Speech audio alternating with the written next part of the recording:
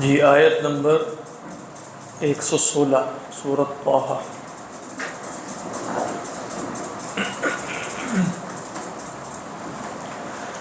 اعوذ باللہ من الشیطان الرجیم بسم اللہ الرحمن الرحیم وَإِذْ قُلْنَا لِلْمَلَائِكَةِ اسْجُدُوا لِآدَمَ فَسَجَدُوا إِلَّا إِبْلِيسَ أَبَى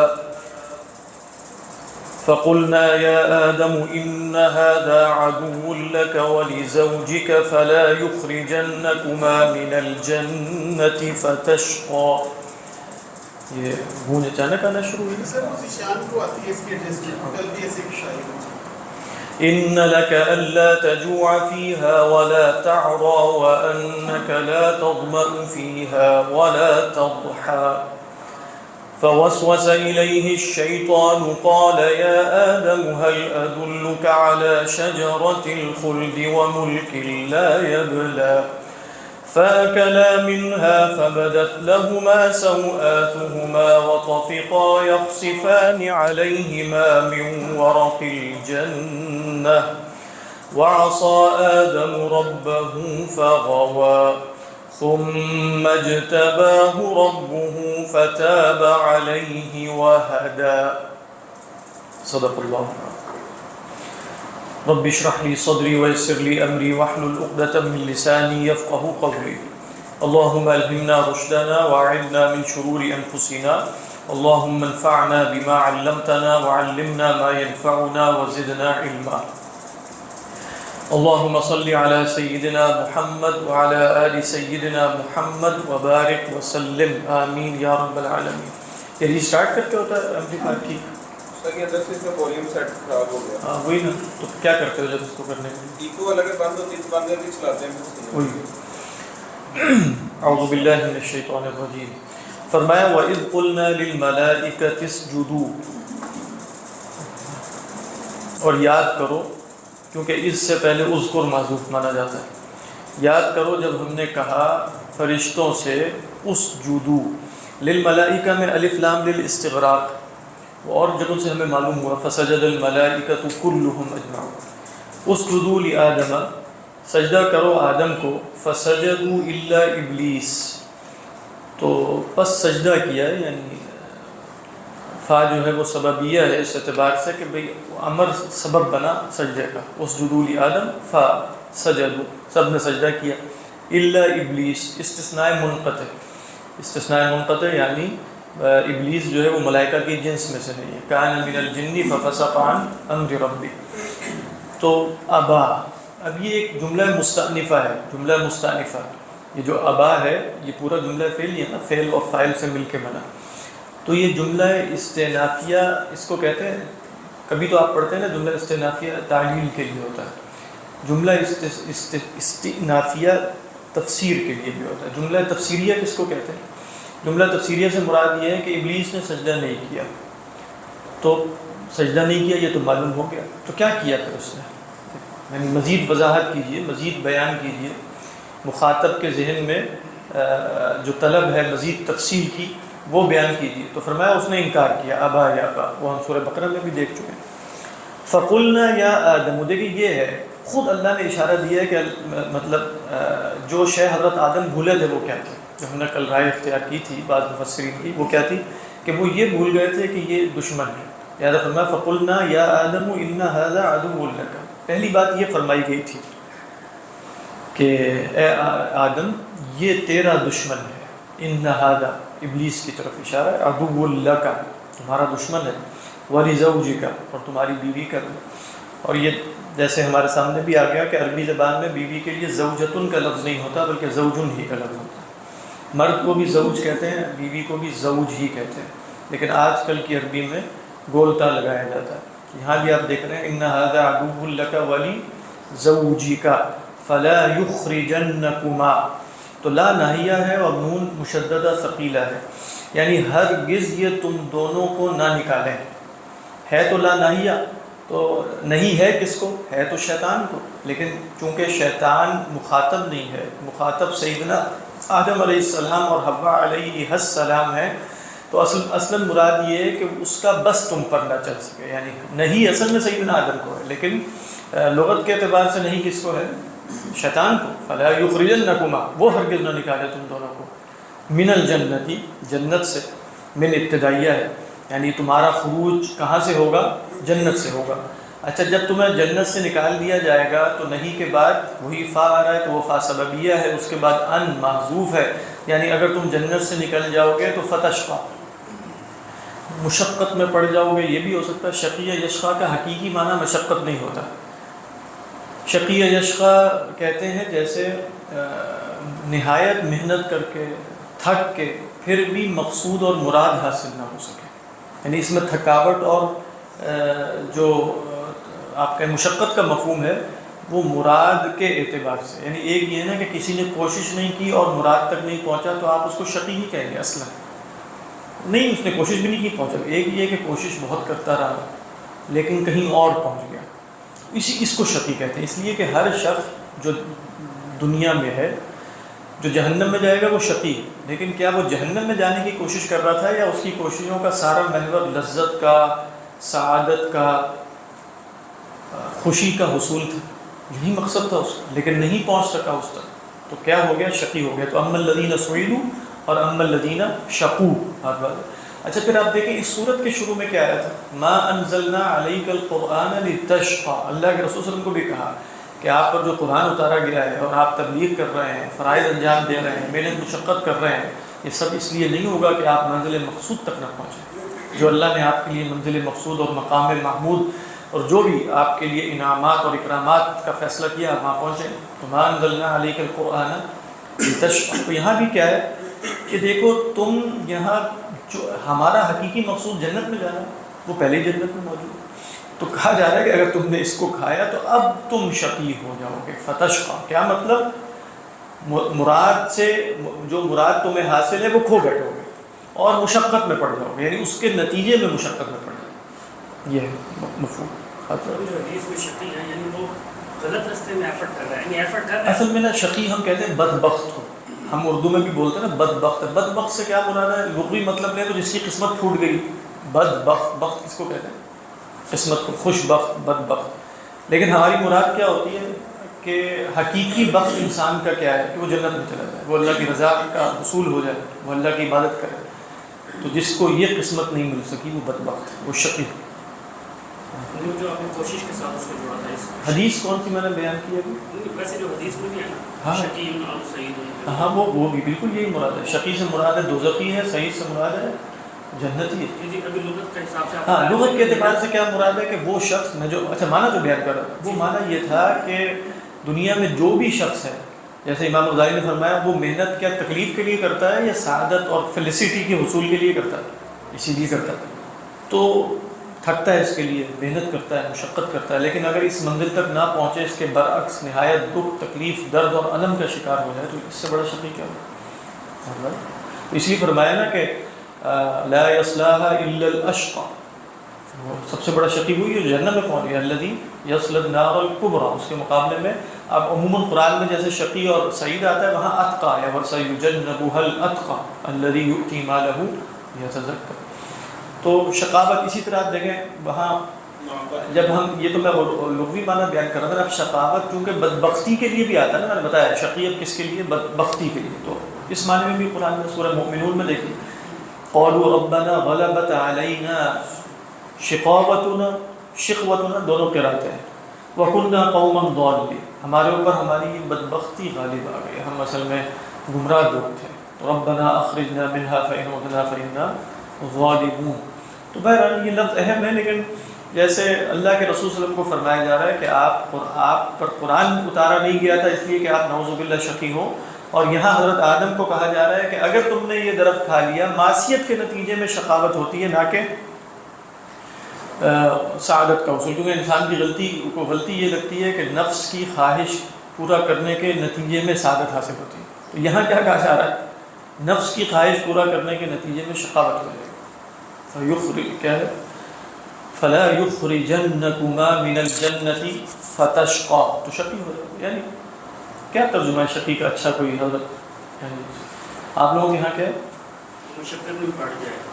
ٹھیک ہے، یہ انگلش کا ایسا نہیں گیا، محروم ہو کے رہ جائے گا. کیونکہ مشقت اس کا حقیقی معنی نہیں ہے، اس کے لازمی مفاہیم میں سے یہ جو ترجمہ کہ محروم ہو جائے، کوئی نامراد ہونا، مقصود تک نہ پہنچنا، تو ورنہ تم محروم ہو جاؤ گے. بہت اچھا ترجمہ، فتشقا، محروم ہو جاؤ گے. کس سے محروم ہو جاؤ گے؟ سعادت سے. کہ شقی کون ہوتا ہے؟ جسے سعادت نہیں ملی. محنت یعنی ہم کہیں گے کہ جیسے میں نے کل بتایا تھا خواب یخیبو بھی آتا ہے نامراد ہونے کے لیے. تو فرق کیا ہے؟ یعنی شقی یشقا میں وہ نامرادی ہے جو محنت کرنے کے باوجود ہو جائے، اور اس لیے اس کے اندر مشقت کا ایک مفہوم پایا جاتا ہے. اس لیے کچھ علماء نے جیسے ما انزلنا علیک القرآن لتشقی میں بھی مشقت مراد دی ہے کہ آپ صلی اللہ علیہ وسلم قیام اللیل فرماتے تھے حتی تتورم قدماہ، تو فرمایا کہ ہم نے آپ پر اس لیے نہیں نازل کیا کہ آپ مشقت میں پڑے. اب دیکھیں جیسے وہ سعادت کی جو ایک کیفیت ہے نا وہ بیان کی ہے. ان لک الا تجوع فیہا ولا تعری، ان لک بے شک تیرے لیے ہے، اور ان کا اسم کیا ہے؟ الا تجوع فیہا، یعنی ان اصل میں مصدریہ ہے جو ناصبہ ہے نا، تو اصل میں ان عدم الجوع فیہا لک، مصدری معنی میں لے جانا، بھوک کا نہ ہونا تمہارے لیے جنت میں یہ ہے کہ تم وہاں بھوکے نہیں ہوتے. جاء یجوع جوعا وجوعا، اور کیا نہیں ہوتے؟ ولا تعرى عاری یعرى عرن، جیسے عاری کس کو کہتے ہیں؟ بے لباس کو، برہنہ کو. تو تمہارے لیے جنت میں یہ ہے کہ تم وہاں نہ بھوکے ہوتے ہو نہ بے لباس ہوتے ہو. دیکھیں قرآن مجید کا ظاہر کیا ہے کہ تم بے لباس نہیں ہوتے، اس کا مطلب ایک لباس ہے. لیکن بہت سے لوگ جو مطلب اس طرح کی تفسیر کرتے ہیں وہ یہ مراد لیتے ہیں آج کل کے زمانے میں کہ برہنہ ہونے کا شعور نہیں تھا، یعنی اس درخت کو کھانے کے نتیجے میں شعور پیدا ہوا. فبدت لہما سوآتہما وطفقا یخصفان علیہما من ورق الجنہ.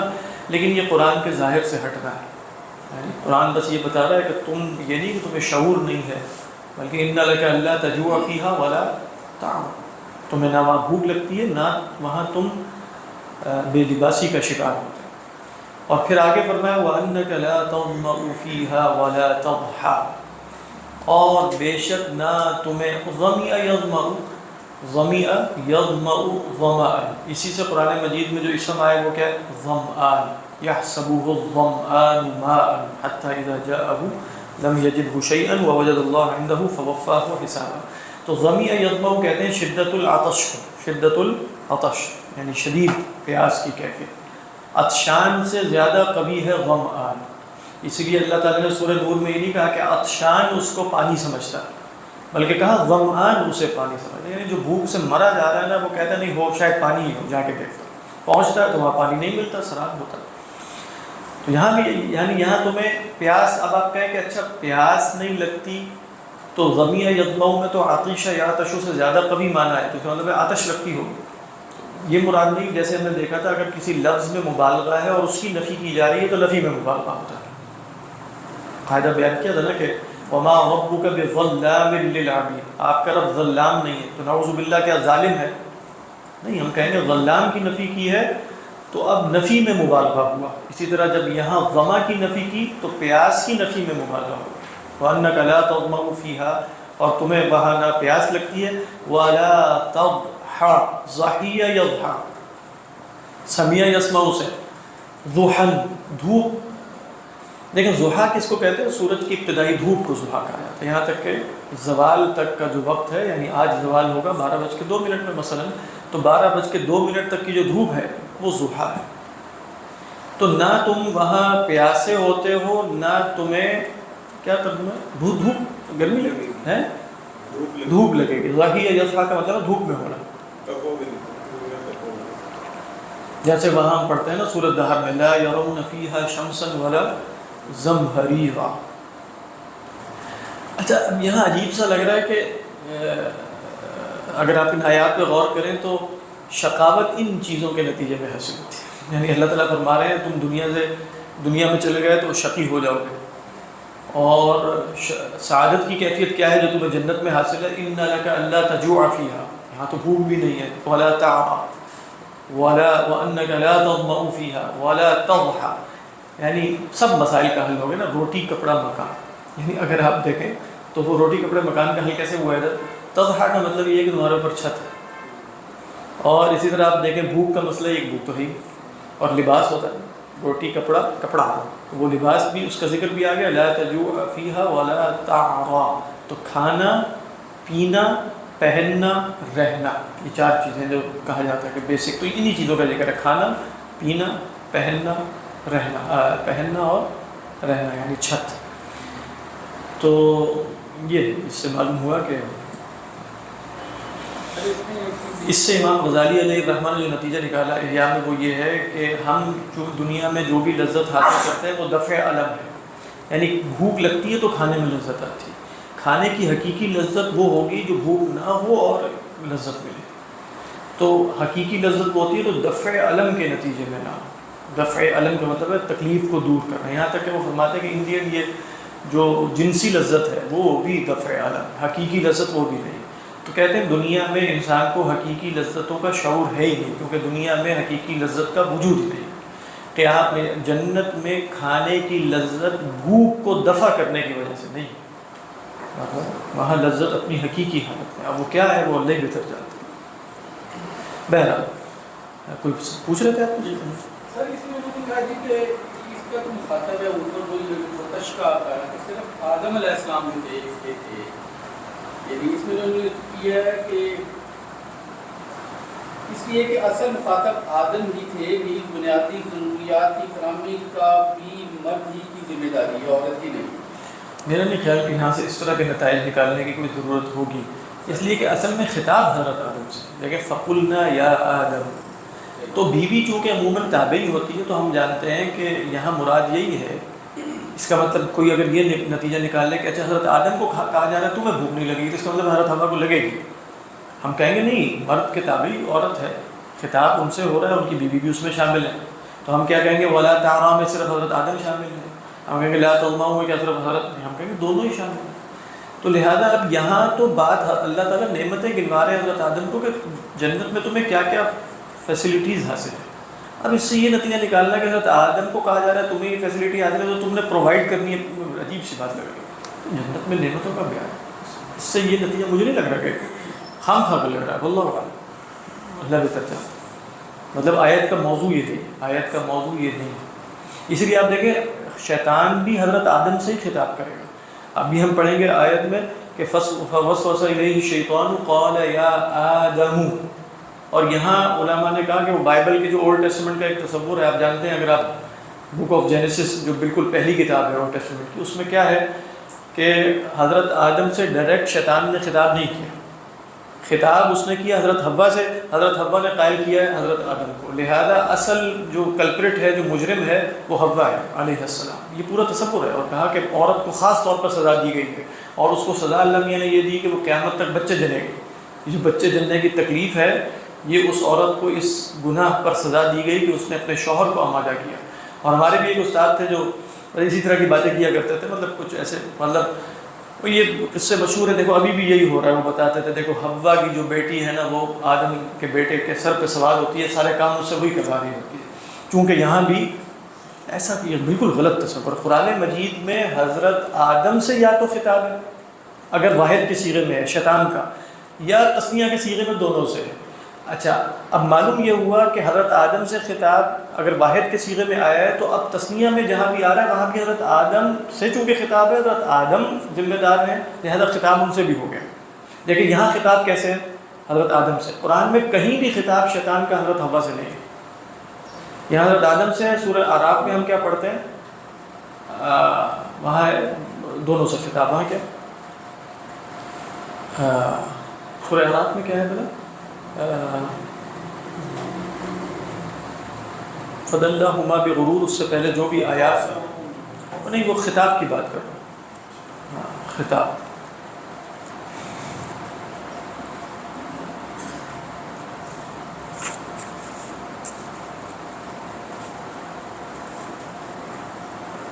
ہاں. اب دیکھیں یہاں پہ نا فوسوس الیہ الشیطان، وہاں بس دونوں کا ذکر ہے. فوسوس لہما الشیطان لیبدی لہما، اور اس طرح وقال ما نہاکما ربکما، دونوں سے خطاب کر رہا ہے. اور یہاں خطاب کیا ہے؟ صرف حضرت آدم سے. اس سے معلوم یہ ہوتا ہے کہ حضرت آدم سے خطاب ہوا اور حضرت حوا اس کے تابع ہیں. اگر قرآن میں کہیں حضرت حوا سے خطاب واحدہ کے صیغے میں ہوتا تو شاید ہم یہ نتیجہ نکال لیتے. تو یہ بہت غلط ہے. یعنی اس سے عورت کی خاص طریقے پر ان کے ہاں عیسائیت میں ابتدائی دن سے توہین پائی جاتی ہے کہ عورت جو ہے وہ فساد کی جڑ ہے، کیونکہ یہی جو فال آف ایڈم ہے اس کا سبب اصل میں یہ عورت ہے. اور عورت کو جو اللہ نے ایک بڑا شرف عطا کیا ہے ماں بننے کا، وہ شرف نہیں ہے، وہ سزا ہے. وہ سزا ہے اصل اللہ عالم، تکلیف جو اسے دی گئی. تو اس لحاظ سے میں یہ کہہ رہا تھا کہ یہ نتیجہ مجھے سمجھ نہیں آ رہا، کیونکہ حضرت آدم سے اللہ تعالیٰ خطاب کر رہے ہیں. تو حضرت آدم یعنی اس سے یہ تو آپ نتیجہ نکال سکتے ہیں کہ مرد اصل ہوتا ہے، خطاب اس سے ہے، عورت اس کے تابع ہے. لیکن یہ کہ اللہ تجوا فیہا ولا تعرا وانک لا، اس سے پتہ ہی چلا کہ ذمہ داری مرد کے یہ چیزیں فراہم کرنے کی میرے دماغ میں داخل نہیں ہو رہا. ہو سکتا فی نفسی ہی ہو یہ بات، اللہ اعلم. فوسوس الیہ الشیطان، تو شیطان نے آدم علیہ السلام کی طرف وسوسہ کیا. اولڈ ٹیسٹمنٹ میں کیا ہے کہ وہ تو داخل بھی نہیں ہو رہا تھا، ساز باز کی نا اس نے. وہ جنت کے دروازے پہ جو مور بیٹھا تھا یا سانپ بیٹھا تھا، اس سے اس نے ساز باز کی کہ مجھے اپنے پیٹ میں داخل کر کے جنت کے اندر پہنچا دیا. اس نے پہنچا دیا. اس لیے بائبل کے مطابق جن لوگوں کو اتارا گیا نا، اس میں حضرت آدم، حضرت حوا، شیطان، سانپ اور مور، یہ 5 لوگ ہیں جو زمین پہ اتارے گئے. قول اہبطوا منہا، مور کا مجھے کردار یاد نہیں آ رہا، اس کی بھی کوئی 2 نمبری تھی ادھر، اس نے بھی کچھ کیا تھا ادھر، واللہ عالم. یا تو وہ داروغہ تھا جنت کا. نشان ہے اس کے اوپر. اچھا ہاں وہی ہاں وہ سانپ اس لیے لکھا ہوتا ہے کہ جنت میں سانپ نہ داخل ہو سکے، اس نے اس کو جانے دیا. وہ جو یہ جو اکثر آپ نے دیکھا ہوگا فیشن ہوتا ہے کہ ایک سانپ بنا ہوا ہے ہاتھ میں، بنے ہوئے، وہ بائبل کے حساب سے وہ کڑا ہے جس کے حساب سے وہ ہوا ان کے نام ہوا، بی بی ہوا کے نام وہ ہاتھ پہ چڑھا تھا. اس کا وہ جو کڑا اکثر لوگ بیچتے ہیں اس کے ساتھ. بس دیکھ لیں اس طرح کے تصورات ہیں. تو فرمایا فوسوس الیہ الشیطان، تو وسوسہ کیا شیطان نے آدم علیہ السلام کی طرف، اور قال یا آدم، اور دیکھیں یا آدم کر کے خطاب، هل ادلک علی شجرۃ الخلد وملک لا یبلی. دیکھیں یہ جو اسلوب ہے، میں نے شاید پہلے بھی عرض کیا تھا، هل ادلک کا اسلوب اس وقت استعمال ہوتا ہے جب اگلا بندہ کسی شے کی طلب میں ہو اور پا نہ رہا ہو یا اسے رستہ نہ مل رہا ہو، تو اسے آپ بتاتے ہیں حل ادلک. یعنی حل ادلک میں آپ کبھی نہیں کہیں گے کہ آپ کے دل میں سرے سے کوئی خواہش نہیں ہے اس شے کے حصول کی، اور میں کہتا ہوں کیا میں آپ کی رہنمائی کروں. تو یہ حل ادلک کا صیغہ ہی اس وقت ہے جب یہ خواہش مخاطب کے دل و دماغ میں پیوست ہو. جیسے اللہ نے فرمایا نا حل ادلکم علی تجارۃ تنجیکم من عذاب علیم، تو دکھ اور درد سے نجات حاصل کرنا ہر انسان کی خواہش ہے نا، عذاب علیم. تو وہ بتایا، میں تمہیں بتاتا ہوں. حل ادلک هل ندلكم على رجل ينبئكم اذا مزقتم كل ممزق انكم لفي خلق جديد. وہاں هل ندلكم کیوں کہا؟ اس لیے کہ ہر انسان کی خواہش ہے. علماء نے کہا کہ وہ کوئی تعجبات دیکھے، عجائب دیکھے، تو کہا ہم تمہیں ایک عجیب بات بتائیں. ہوتا ہے یونیک بات کہ ایک شخص بتاتا ہے کہ تمہیں اٹھایا جائے گا دوبارہ. یہاں بھی یہی اسلوب ہے. چونکہ ملک لا یبلا اور جنت الخلد، اس سے معلوم ہوا کہ انسان کے اندر یہ 2 خواہشات جیسے بالکل حقیقی ہیں. انسان ہمیشہ رہنا چاہتا ہے اور وہ قوت کا حصول چاہتا ہے، ایسی قوت کا حصول جس میں بوسیدگی نہ ہو، جس میں پرانا پن نہ ہو. تو شیطان نے یہ استعمال کیا، یا آدم هل ادلک. وہاں بھی یہی کہا ما نہاکما ربکما عن هذه الشجرۃ الا ان تکونا ملکین او تکونا من خالدین، وہی خلود.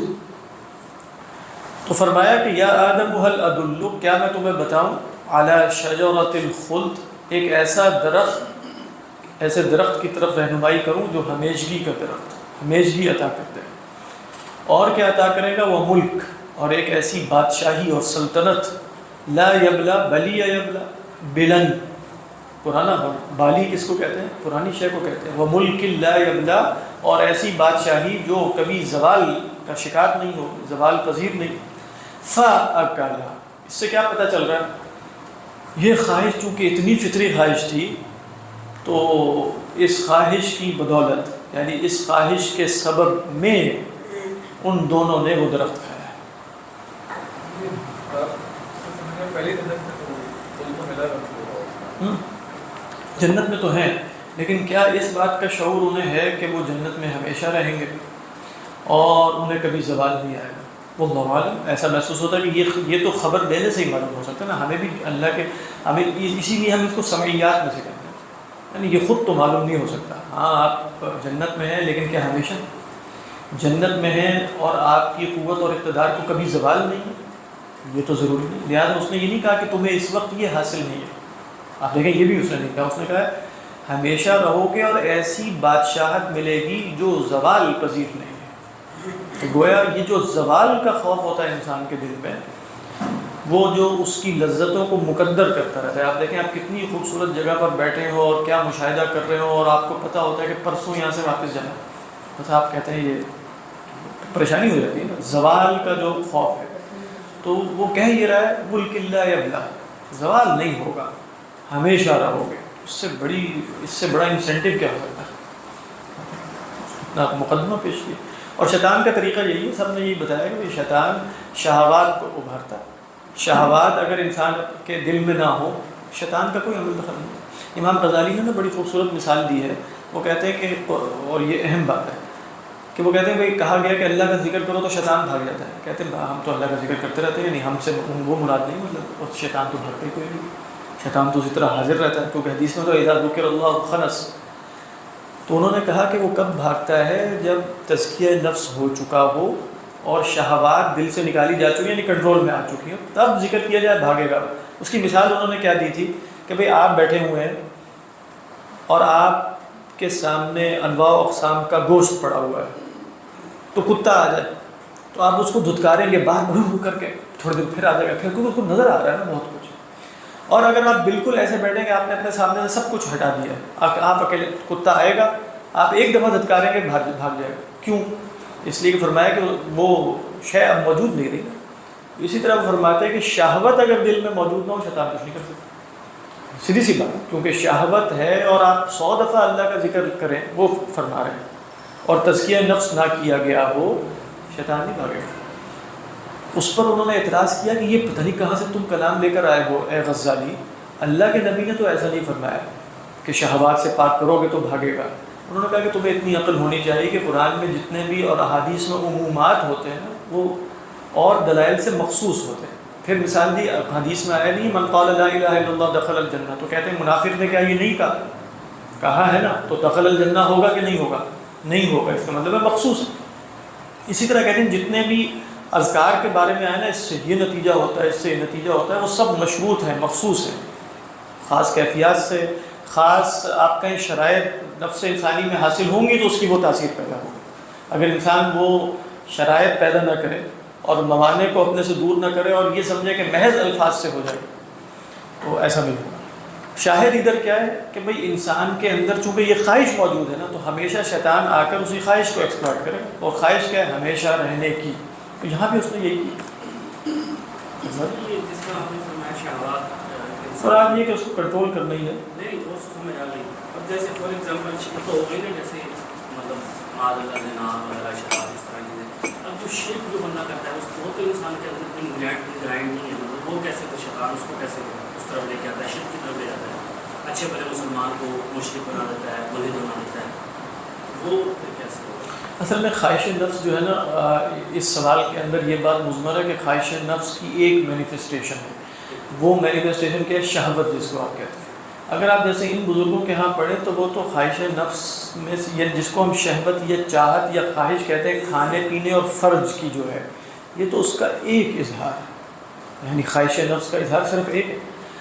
ख्वाहिश नफ्स का इजहार वो फरमाते हैं तकब्बुर की सूरत में भी है, वो तफाखुर की सूरत में भी है, वो आबा परस्ती की सूरत में भी है, वो इल्फ़ व आदत को ना छोड़ने के लिए। यानी मैं एक अरसे से एक मज़हब पर हूँ, 10 साल से, 15 साल से, 20 साल से, अब मेरा सारे ताल्लुकात उसके एतबार से हो गए हैं। नफ्स को राहत रहती है, अगर उसके बरक्स सोचना शुरू करूँगा तो दिमाग में दर्द शुरू हो जाता है कि ये क्या, भी इतने अरसे तो ये समझा बताया, तो दर्द होता है बकायदा, इंसान को दर्द शुरू हो जाता है।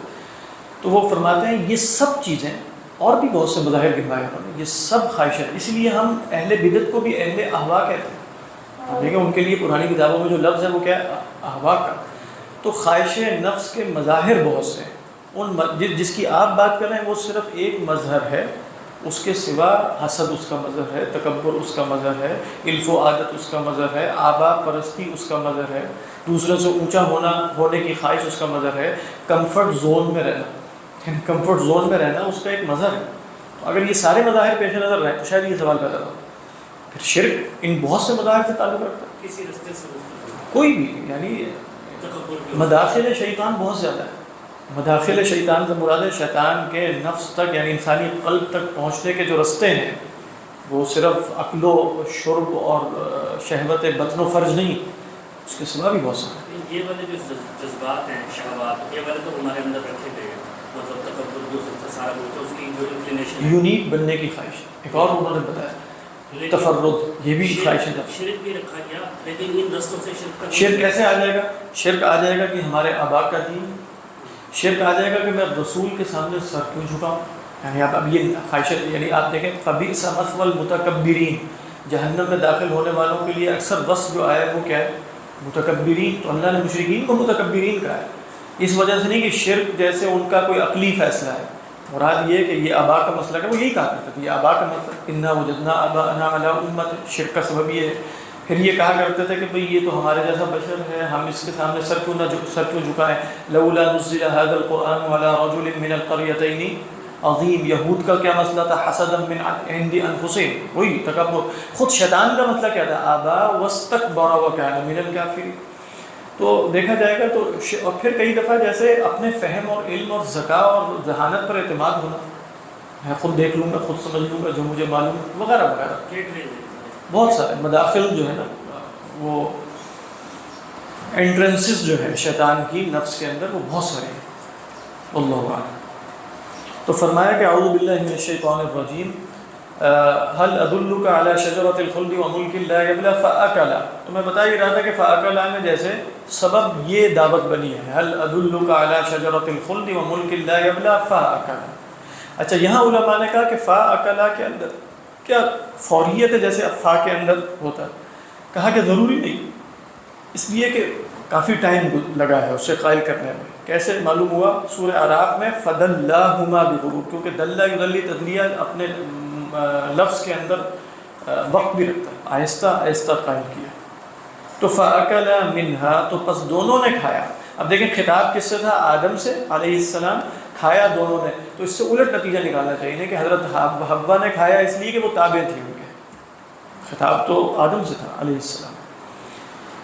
فبدت لہما سوآتہما، ظاہر ہو گئے ان پر ان کے سوآت، ٹھیک، سوآتن کی جمع ہے سوآت، اور سوآتن کے بارے میں کہا کہ یہ سین واو حمزہ سے نکلا، اور سوآتن کہتے ہیں ما یسوء صاحبہا کشفہا، یہ اس کی تعریف ہے لغت میں، سوءتن کی، ما یسوء، وہ یسوء سے ہے، صاحبہ جو برا لگتا ہے صاحب کو، کشفہا اس کا کھل جانا۔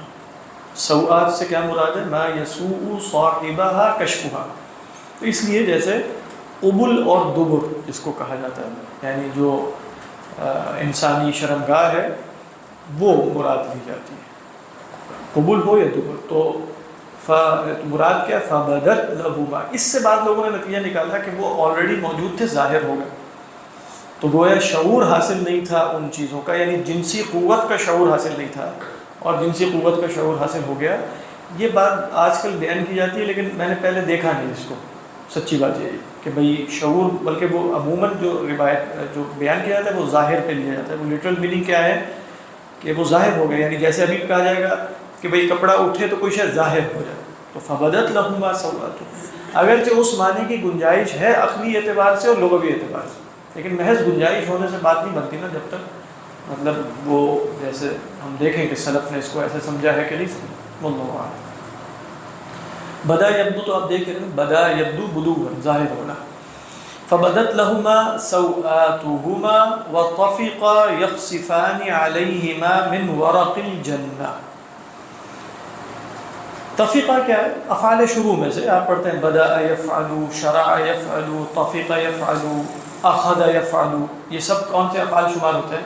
افعال شروع، کسی کام کو شروع کرنے کے لیے آتے ہیں، تو انہوں نے شروع کیا، فطفقا یخصفان، خصف یخصف خصفا، حدیث میں آتا ہے کان نبی صلی اللہ علیہ وسلم یخصف نعلہ و یخصف ثوبہ، اللہ کے رسول صلی اللہ علیہ وسلم اپنے جوتے کو بھی اور جس کو گانٹھ لیا کرتے تھے. لغوی مطلب کیا ہوتا ہے؟ الصاق الجلد علی الجلد یا الصاق الشیء علی الشیء، ایک شے کے اوپر دوسرا چپکانا، دوسرے کے اوپر تیسرا، تیسرے کے اوپر چوتھا. یہ کیا ہے؟ خصف. سین سے نہیں، سین سے تو دھسانا ہوتا ہے، صاد سے. تو وہ اپنے اوپر چپکانے لگے، یعنی لگانے لگے، علیہما اپنے اوپر، من ورق الجنہ. ورق جو ہے ورقۃ کی جمع ہے، یعنی اس میں جنس ہے، ورقۃ اس کا واحد ہے، جنت کے پتوں میں سے.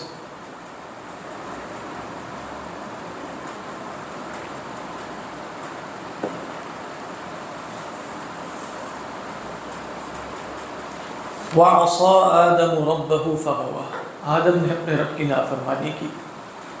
فَغَوَىٰ، غوا یغوی غیا، جیسے میں الغی بھی آتا، مَا ضَلَّ صَاحِبُكُمْ وَمَا غَوَىٰ.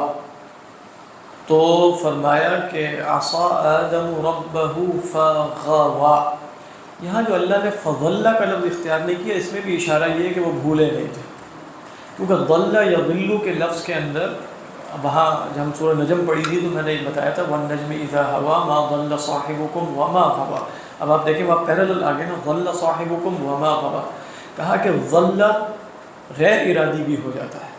جیسے آپ سفر پہ نکلیں تو آپ کہیں گے ضللت الطریق، لیکن غوا یغوی غیر ارادی نہیں ہوتا.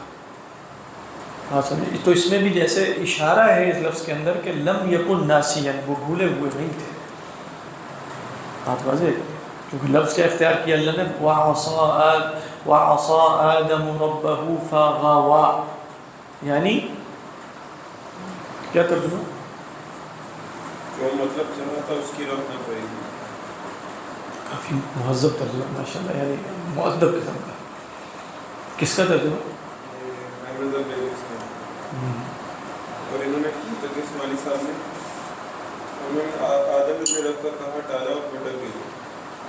لیکن آپ اس سے آپ دیوبندیت اور بریلیت میں فرق تلاش کریں. نہیں صحیح بات ہے. آپ دیکھیں ایک تقی عثمانی صاحب کا ترجمہ ہے ماشاءاللہ، میں کوئی ترجمہ غلط نہیں ہے، لیکن میں بتا رہا ہوں کہ ایک اپروچ میں آپ فرق دیکھ سکتے ہیں. تقی عثمانی صاحب کا ترجمہ کیا ہے؟ حضرت آدم نے کہا ٹالا اور بھٹک گئے. ان کا ترجمہ کیا ہے؟ وہ ذرا دیکھیے کتنا با ادب ترجمہ. اس سے بھی آگے تھے عثمانی صاحب، اور نافرمانی کی آدم نے اپنے رب کی اور وہ بھٹک گیا. ہاں چلے وہ تو کہا ٹالا جو نافرمانی سے بدل دیا. لیکن مولانا احمد اللہ خان بریلوی کا ترجمہ بتائیے. آدم سے اپنے رب کے حکم میں لغزش واقع ہوئی. چیک کریں عصا آدم ربہ کا ترجمہ کیا ہے؟ آدم سے اپنے رب کی حکم میں لغزش واقع ہوئی. ہلکا لفظ ہے نا، ترجمہ تو بہرحال کرنا ہے، عصا کا کوئی نہ کوئی تو کرنا ہے. نافرمانی رب ہے اور ایک لغزش ہو گئی، اور اس کے بعد تو جو مطلب چاہا تھا اس کی راہ نہ پڑی. جو مطلب چاہا تھا اس کی راہ نہ پڑی. ہاں بہت عمدہ. ارے ہے بات تو یہی ہے کہ فغوا کا مطلب ہے کہ اس رستے پر نہیں چل سکے جس پہ ارادہ کرنا. اچھی بات ہے. اصل سائیکولوجیکلی اس پہ کتنا مطلب ایک افیکٹ پڑتا ہے، یعنی اس لٹرل ترجمے سے اور ایک جو ہے محتاط ترجمے سے. بسم اللہ کا ترجمہ جو ہے عام طور پہ شروع اللہ کے نام سے، منصور کا ترجمہ جو ہے اللہ کے نام سے، اللہ کے نام سے شروع کیونکہ اللہ کا نام پہلے آنا چاہیے. یعنی اس میں ہاں وہی میں کہہ رہا ہوں، اس میں جیسے شروع اللہ کے نام سے، میں ان کے خیال میں اس میں تھوڑا سا خلل کیا ہے کہ شروع پہلے ہو رہا ہے، اللہ کا نام بعد میں. اللہ کا نام پہلے آنا چاہیے، اللہ کے نام سے شروع.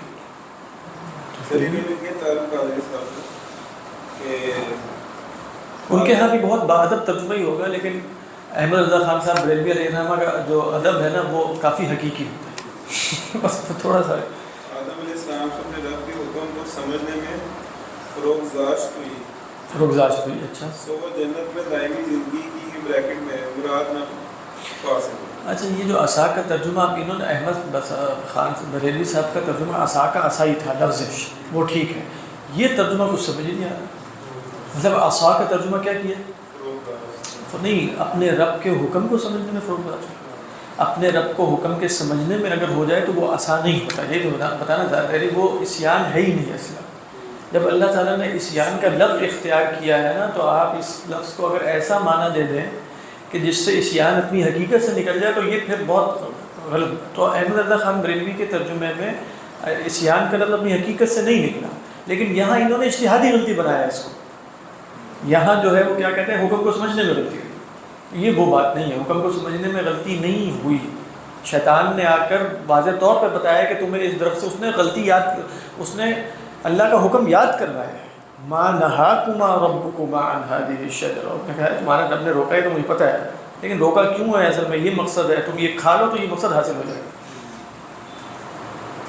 واللہ اعلم. لیکن دیکھیں احمد رضا خان صاحب بریلوی علیہ الرحمہ کا ترجمہ بہت زبردست ہے، لیکن اس میں ایک مطلب اس کی تعریف کرنے کے بعد میں آپ کو بتاؤں، جب آپ ادب کا یہ پہلو پیش نظر رکھتے ہیں جس میں صحابہ کا بھی اور انبیاء علیہ وہ پیش نظر رکھنا مقصود ہے، لیکن کئی دفعہ وہ ایسا ہو جاتا ہے کہ ایک عام آدمی کے لیے اس میں پیغام رخصت ہو جاتا ہے. یعنی آپ صحابہ کو اتنا بڑھاتے ہیں، اتنا چڑھا کے کہ جیسے معصومیت کے درجے کے قریب پہنچا دیتے ہیں. تو ہمیں ایسا لگتا ہے کئی دفعہ کہ وہ تو صحابہ تھے نا، مطلب ہمیں کہا کہ ہم اگر صحابہ کو ایسے دیکھیں کہ وہ انسان تھے، ان سے غلطی ہوتی تھی تو کیسے انہوں نے رجوع کیا اور معاف کیا. تو مجھے ایسا لگتا ہے کہ جیسے میں، اسی لیے اللہ تعالیٰ انبیاء کو فرشتہ نہیں بناتا بلکہ بشر بنا کے بھیجتا ہے تاکہ مجھے طبعی مناسبت حاصل ہو سکے. اگر تقدس کا ایسا حالہ چڑھا لیا جائے ارد گرد کہ جس کے نتیجے میں یہ محسوس کروں کہ وہ میرے لیے جیسے ان میں کوئی اسوہ نہیں ہے، وہ بالکل ایک ماورائی قسم کی مافوق الطبیعہ شخصیت ہے، تو کئی دفعہ ادب تو بہت زیادہ رہتا ہے لیکن جیسے وہ جو اس سے حاصل کرنا ہوتا ہے وہ کم ہو جاتا ہے. یہ واقعتاً کئی دفعہ محسوس ہوتا ہے کہ صحابہ مطلب ہم صحابہ تو کلہم عدول کا مطلب ہے وہ حدیث کے نقل میں غلطی نہیں کرتے. باقی چیزوں میں تو ہم یہ سمجھتے ہیں کہ ان سے غلطیاں بھی ہو سکتی ہیں، گناہ بھی ہو سکتے ہیں، اور پھر اس میں ہمارے لیے عبرت یہ ہے کہ وہ گناہ کرتے ہی جیسے توبہ کرتے ہیں اور کیا ان کے اندر، تو اس سے جیسے انسان کے اندر اتباع کی ایک رغبت پیدا ہوتی ہے. لیکن اگر بالفرض کہا جائے کہ وہ تو کچھ اور ہی ہے بس، اور وہاں سب، تو میرے اندر اتباع کی اس طرح رغبت پیدا نہیں ہوتی. لیکن بہرحال تو حضرت آدم کا یہ جو قصہ بار بار بتایا گیا ہے قرآن مجید میں، تو بتایا اس لیے گیا ہے کہ آدمیت کیا ہے اور ابلیسیت کیا ہے. تو وہ مجھے ہی دعوت دی جا رہی ہے کہ تم سے بھی گناہ ہوگا تو اپنے باپ آدم علیہ السلام کی سنت پر چلنا، نہ کہ ابلیس کی سنت پہ کہ جس نے اپنے گناہ کو خدا پہ ڈال دیا. اللہ عالم. یہ لیکن یہ ترجمہ بڑا اچھا ہے لفظ، اور وہ جس راہ جو مراد چاہ رہے تھے وہ حاصل نہیں ہوئی. وَعَصَىٰ آدَمُ رَبَّهُ فَغَوَىٰ. باقی آپ یہ ذہن میں رکھیے کہ جب اللہ تعالیٰ کہہ رہا ہے نا تو ضروری نہیں کہ آپ تقی عثمانی صاحب کے ترجمہ یا احمد رضا خان صاحب اللہ تعالیٰ، یہ تو ہم ترجمہ کرتے ہیں کیونکہ ہم عام بندے ہیں، ہم نے باادب ہونا ہے اللہ کے انبیاء کے ساتھ. اللہ تعالیٰ پر کوئی ذمہ داری نہیں ہے کہ وہ باادب ہو. یہ بات ذہن میں رکھیے. اللہ تعالیٰ تو کے لیے کہ تو مخلوق ہیں، اللہ کے بندے ہیں. اللہ تو عصا آدم ربہ فغوا، اللہ تو اختیار مطلب ہو سکتا ہے بالکل اس میں وہی میننگ ہو جو لفظ بتا رہا ہے اللہ چونکہ فرما، لیکن جب ہم گفتگو کریں گے تو ہمیں باادب ہونا پڑے گا. نہیں سمجھے؟ تو وعصا آدم ربہ فغوا، اس کے بعد کیا ہوا؟ ثم، تو اس میں ایسا لگ رہا ہے کہ جیسے کچھ وقت لگا، جیسے روایات میں آتا ہے کہ وہ بہت عرصے روتے رہے، انہیں یہ بھی سمجھ میں نہیں آ رہا تھا کہ الفاظ کیا کہنے ہیں. تو پھر انہیں کہا گیا کہ بھئی فلاں فلاں کام کرو. ایک تو ہے نا قولا ربنا ظلمنا انفسنا، لیکن آپ دیکھیں سورہ بقرہ میں کیا ہے؟ فتلقى آدم من ربه کلمات فتاب علیہ. اس سے اکثر علماء نے مراد یہ لیا ہے کہ کلمات سے مراد سورہ اعراف والے کلمات ہیں، ربنا ظلمنا انفسنا. لیکن بعض علماء نے جن میں کچھ صحابہ بھی شامل ہیں انہوں نے، اور یہ غور سے سنیے گا، دیکھیں کلمات سورہ بقرہ میں آیا ادھر فتلقى آدم من ربه کلمات، اس کے بعد آتا ہے وَإِذِ ابْتَلَىٰ إِبْرَاهِيمَ رَبُّهُ بِكَلِمَاتٍ فَأَتَمَّهُنَّ. تو وہاں کلمات سے مراد کچھ کہنا تھا یا کچھ افعال کرنے تھے؟ افعال کرنے تھے. یہاں بھی آپ کو سلف سے روایت ملے گی کہ حضرت آدم کو حج کرنے کا کہا گیا، یعنی سب سے پہلا حج، اور کہا گیا کہ عرفات کے میدان میں جا کر اللہ سے معافی طلب کرنا، ربنا ظلمنا انفسنا کے. تو گویا کلمات میں آپ یہ بھی بات دے سکتے ہیں کہ کچھ واقعتاً کہنے کے کلمات بھی تھے اور کچھ کرنے کے افعال بتائے گئے تاکہ یہ توبہ تمہاری قبول ہو جائے. فتلقى آدم من ربه کلمات، القرآن یفسر بعضه بعضا وإذ ابتلى إبراهيم ربه بکلمات. واللہ اعلم. سر یہ دو دفعہ ربنا ظلمنا کیا ہر بار، کیونکہ کبھی بات ہمارے تھے کہ بھائی آدم میں ارادے کی ایک رائے کے مطابق کہ آدم میں ارادے کی پختگی نہیں تھی، اس کو جیسے ہی لگا غلطی ہوئی فوراً ربنا ظلمنا. ایک ہوتا ہے جس کو آپ توبہ کہتے ہیں ندامت ہو جانا، وہ ندامت تو فوری لازمن ہوئی، لیکن کیا یہ الفاظ بھی فوری برآمد ہوئے اس کی بہرحال ہمارے پاس دلیل نہیں ہے، بلکہ جیسے ہو سکتا ہے نا کہ اللہ جیسے بنی اسرائیل کو کہا گیا کہ ندامت صرف کافی نہیں ہوگی بلکہ توبہ کی شرط یہ ہے کہ فاقتلوا انفسکم، اب یہ شرط لگا دیں. اسی طرح یہاں بھی ممکن ہے کہ سیدنا آدم علیہ السلام کو ندامت ہو گئی ہو، اب پہلی دفعہ گناہ ہوا ہے تو ندامت کا اظہار کیسے کیا جائے، الفاظ کیا ہوتے ہیں، کیا کیا جائے، تو اللہ نے کلمات یعنی کچھ کرنے کے کام بتا دیے کہ اس کے ذریعے تمہیں یقین ہو جائے کہ تمہاری توبہ بھی اللہ کی جناب میں قبول ہوگی. اللہ یہ ممکن بولا جاتا ہے کتنا عرصہ اس میں دیا نہیں، بالکل کوئی عرصہ نہیں، ہر چیز کا عرصہ الگ اعتبار سے ہوتا ہے. یعنی مثال کے طور پہ آپ کہیں کہ دخلت الطائرہ فاقلعت، میں جہاز میں داخل ہوا تو وہ ٹیک آف کر گئے. یہاں فا بولیں گے کیونکہ آپ کہیں گے نہیں آدھا گھنٹہ لگا، اس لیے کہ وہ جو آدھا گھنٹہ اس جگہ ہے نا وہ اس اعتبار سے فائل ہے. بات ہے. اور آپ کہیں کہ ہو سکتا ہے 10 منٹ بعد حامد کے محمود داخل ہو تو آپ کہیں جا حامد ثم محمود، حالانکہ یہاں 10 منٹ لگے وہ 1 گھنٹہ لگ رہا ہے. کیوں؟ اس اعتبار سے کہ آپ نے جس ظرف زمانی میں یا مکانی میں آپ گفتگو کر رہے ہیں اس اعتبار سے دیکھا جائے گا کہ وہاں اس کو ٹائم سمجھا جاتا ہے کہ نہیں سمجھا جاتا. ہو سکتا ہے وہاں ٹائم سمجھا ہی نہ جاتا ہو، چاہے وہ 1 سال ہو. جیسے کہا جاتا ہے کہ ولد الطفل فصار شابا، اب یہ ثم صار شابا ہونا چاہیے، کہتے نہیں ولد الطفل بچہ پیدا ہوا اور جوان ہو گیا. ہم بھی کہیں گے بچہ پیدا ہوا اور جوان. مراد کیا ہے کہ وہاں یعنی اس کو ہم دیکھ رہے ہیں اس کی 80 سالہ سپین کے اعتبار سے، تو وہ 13 سال کا ہوا تو آپ نے کہا وہ اس سپین کے اعتبار سے فائی ہے. بات تو یہ فا اور سنہ میں کوئی حتمی فائدہ نہیں ہے کہ آپ ٹائم بتا سکیں کہ 10 منٹ ہے کہ 20 منٹ ہے یا 1 سال ہے. یہ تو آپ نے دیکھنا ہے کہ جس ظرف میں گفتگو ہو رہی ہے وہ ظرف کیا سمجھا جاتا ہے. توبہ جنت میں کی تھی کہ زمین پہ آ کے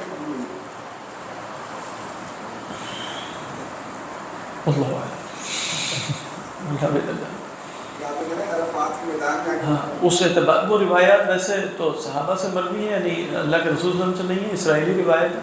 اگر آپ اس کو لے لیں تو پھر زمین پر آ کر توبہ قبول، لیکن اگر آپ توبہ سے مراد محض ندامت لیں تو وہ فوری حاصل ہے، یعنی ندامت فوری حاصل ہے. اللہ عنہ فرمایا کہ قال حسب، یہاں بھی آپ دیکھیں یہاں بھی ایسا لگ رہا ہے کہ پہلے حاصل ہو گئے، اس کے بعد آ رہا ہے قال اهبطا. بات ہے لیکن ضرور نہیں یہ ترتیب ہو، کیونکہ یہاں ترتیب ہے ہی نہیں. یہاں ثم اجتبا میں تو ترتیب ہے، آگے تو ایک نیا جملہ شروع ہو رہا ہے قال اهبطا، لیکن ایک اشارہ ہو سکتا ہے کہ شاید پہلے حاصل ہو گئی. اور یہ بھی ہو سکتا ہے کہ توبہ قبول اللہ نے پہلے کر لی ہو، اس کے کچھ اعمال بعد میں بتا دی، یعنی سچی ندامت پیدا ہو جائے تو قبول ہو گئی توبہ. لیکن اب کرنا کیا ہے، تو ہم بھی جیسے کہتے ہیں کہ بھئی سچی ندامت ہو جانے کے بعد بھی کچھ اعمال ضروری ہیں، اگر حقوق العباد ہے تو لوٹانے ہیں فلاں، وہاں ہو سکتا ہے کہ حقوق اللہ کے ضمن میں بھی کچھ افعال بتائے گئے. کیونکہ بعض روایات میں ہے کہ سب سے پہلا جو گھر تعمیر کیا ہے وہ حضرت آدم نے کیا، اگرچہ وہ روایات ضعیف ہے. تو اگر حضرت آدم نے سب سے پہلے گھر تعمیر کیا ہے تو سب سے پہلے حج بھی انہوں نے کیا. جیسے یہ ممکن ہے کہ انہیں حج میں جیسے خصوصی طور پہ دعا کرنے کا کہا گیا. اللہ عنہ قال اهبطا من فتاب علیہ وہدا ثم اجتباہ ربہ، تو پھر آپ کے رب نے ان کے رب نے انہیں چنا اور ان پر نظر کرم فرمائی اور ہدایت دے دی.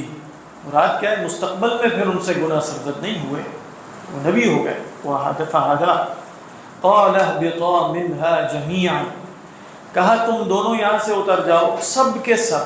اب خطاب تو اہبطا ہے اور بعد میں جميعا کہا تو اشارہ ہے کہ اور بھی لوگ ہیں، اس لیے کہ دوسری جگہ پر آئے اہبطوا جمع کا صیغہ ہے، تو ہمیں معلوم ہے کہ شیطان بھی اترا ہے ساتھ، اسی لیے آگے بھی جمع کا صیغہ آ گیا. بعضکم لبعض عدو، تمہارے بعض کے دشمن ہوں گے. اس میں 2 رائے علماء نے بیان کی. ایک یہ کہ حضرت آدم اور حوا کو ہی کہا جا رہا ہے کہ تم دونوں اترو اور تمہاری اولاد جو پیدا ہوگی وہ سب ایک دوسرے کے دشمن ہوں گے، خون خرابہ کریں گے، یسفک الدماء، وہ بھی ٹھیک ہے. اور یہ بھی رائے لی گئی کہ شیطان سے کہا جا رہا ہے اور حضرت آدم اور حوا سے کہ تم ایک دوسرے کے دشمن ہو گے، یعنی حضرت آدم کی اولاد اور شیطان میں عداوت قائم رہے گی. بعضکم لبعض عدو، لیکن کہ اللہ تعالیٰ بے یار و مددگار چھوڑے گا. فرمایا نہیں فَإِمَّا يَأْتِيَنَّكُم مِّنِّي هُدًى، ان اور ما ہے ان شرطیہ ہے، ما زائدہ ہے. ان شرطیہ کے بعد ما زائدہ آ جائے تو اس کی شرط یعنی جملہ فعلیہ جو مضارع کی شکل میں ہو اس پر نون ثقیلہ ضرور آتا ہے. یعنی اما یأتیکم نہیں، اما یأتینکم. کیوں یأتینکم ہے؟ اس لیے کہ یہ اما تخیر والا نہیں ہے، اما ھذا و اما ذاک. یہ کون اما ہے؟ ان اور ما. ان شرطیہ ما زائدہ. یأتینکم یعنی اس کے اوپر جو نون ثقیلہ آ رہی ہے اس کی نشانی. ایک اور نشانی یہ ہے کہ جب آپ اما کہتے ہیں نا تخیر کے لیے تو اس کے بعد او آتا ہے. اما ھذا، اگر آپ رک جائیں تو آپ سے پوچھا جائے گا او ماذا، اما ھذا و اما دوبارہ لائیں یا او ذاک. یہاں چونکہ اس طرح نہیں ہے اور آگے وہ آ رہا ہے سر اس میں فعل مضارع. جیسے ایک بھی تو وجہ کبھی کوئی مسئلہ نکل جائے، ایک بھی تو اس طرح کے معنی ہوتے ہیں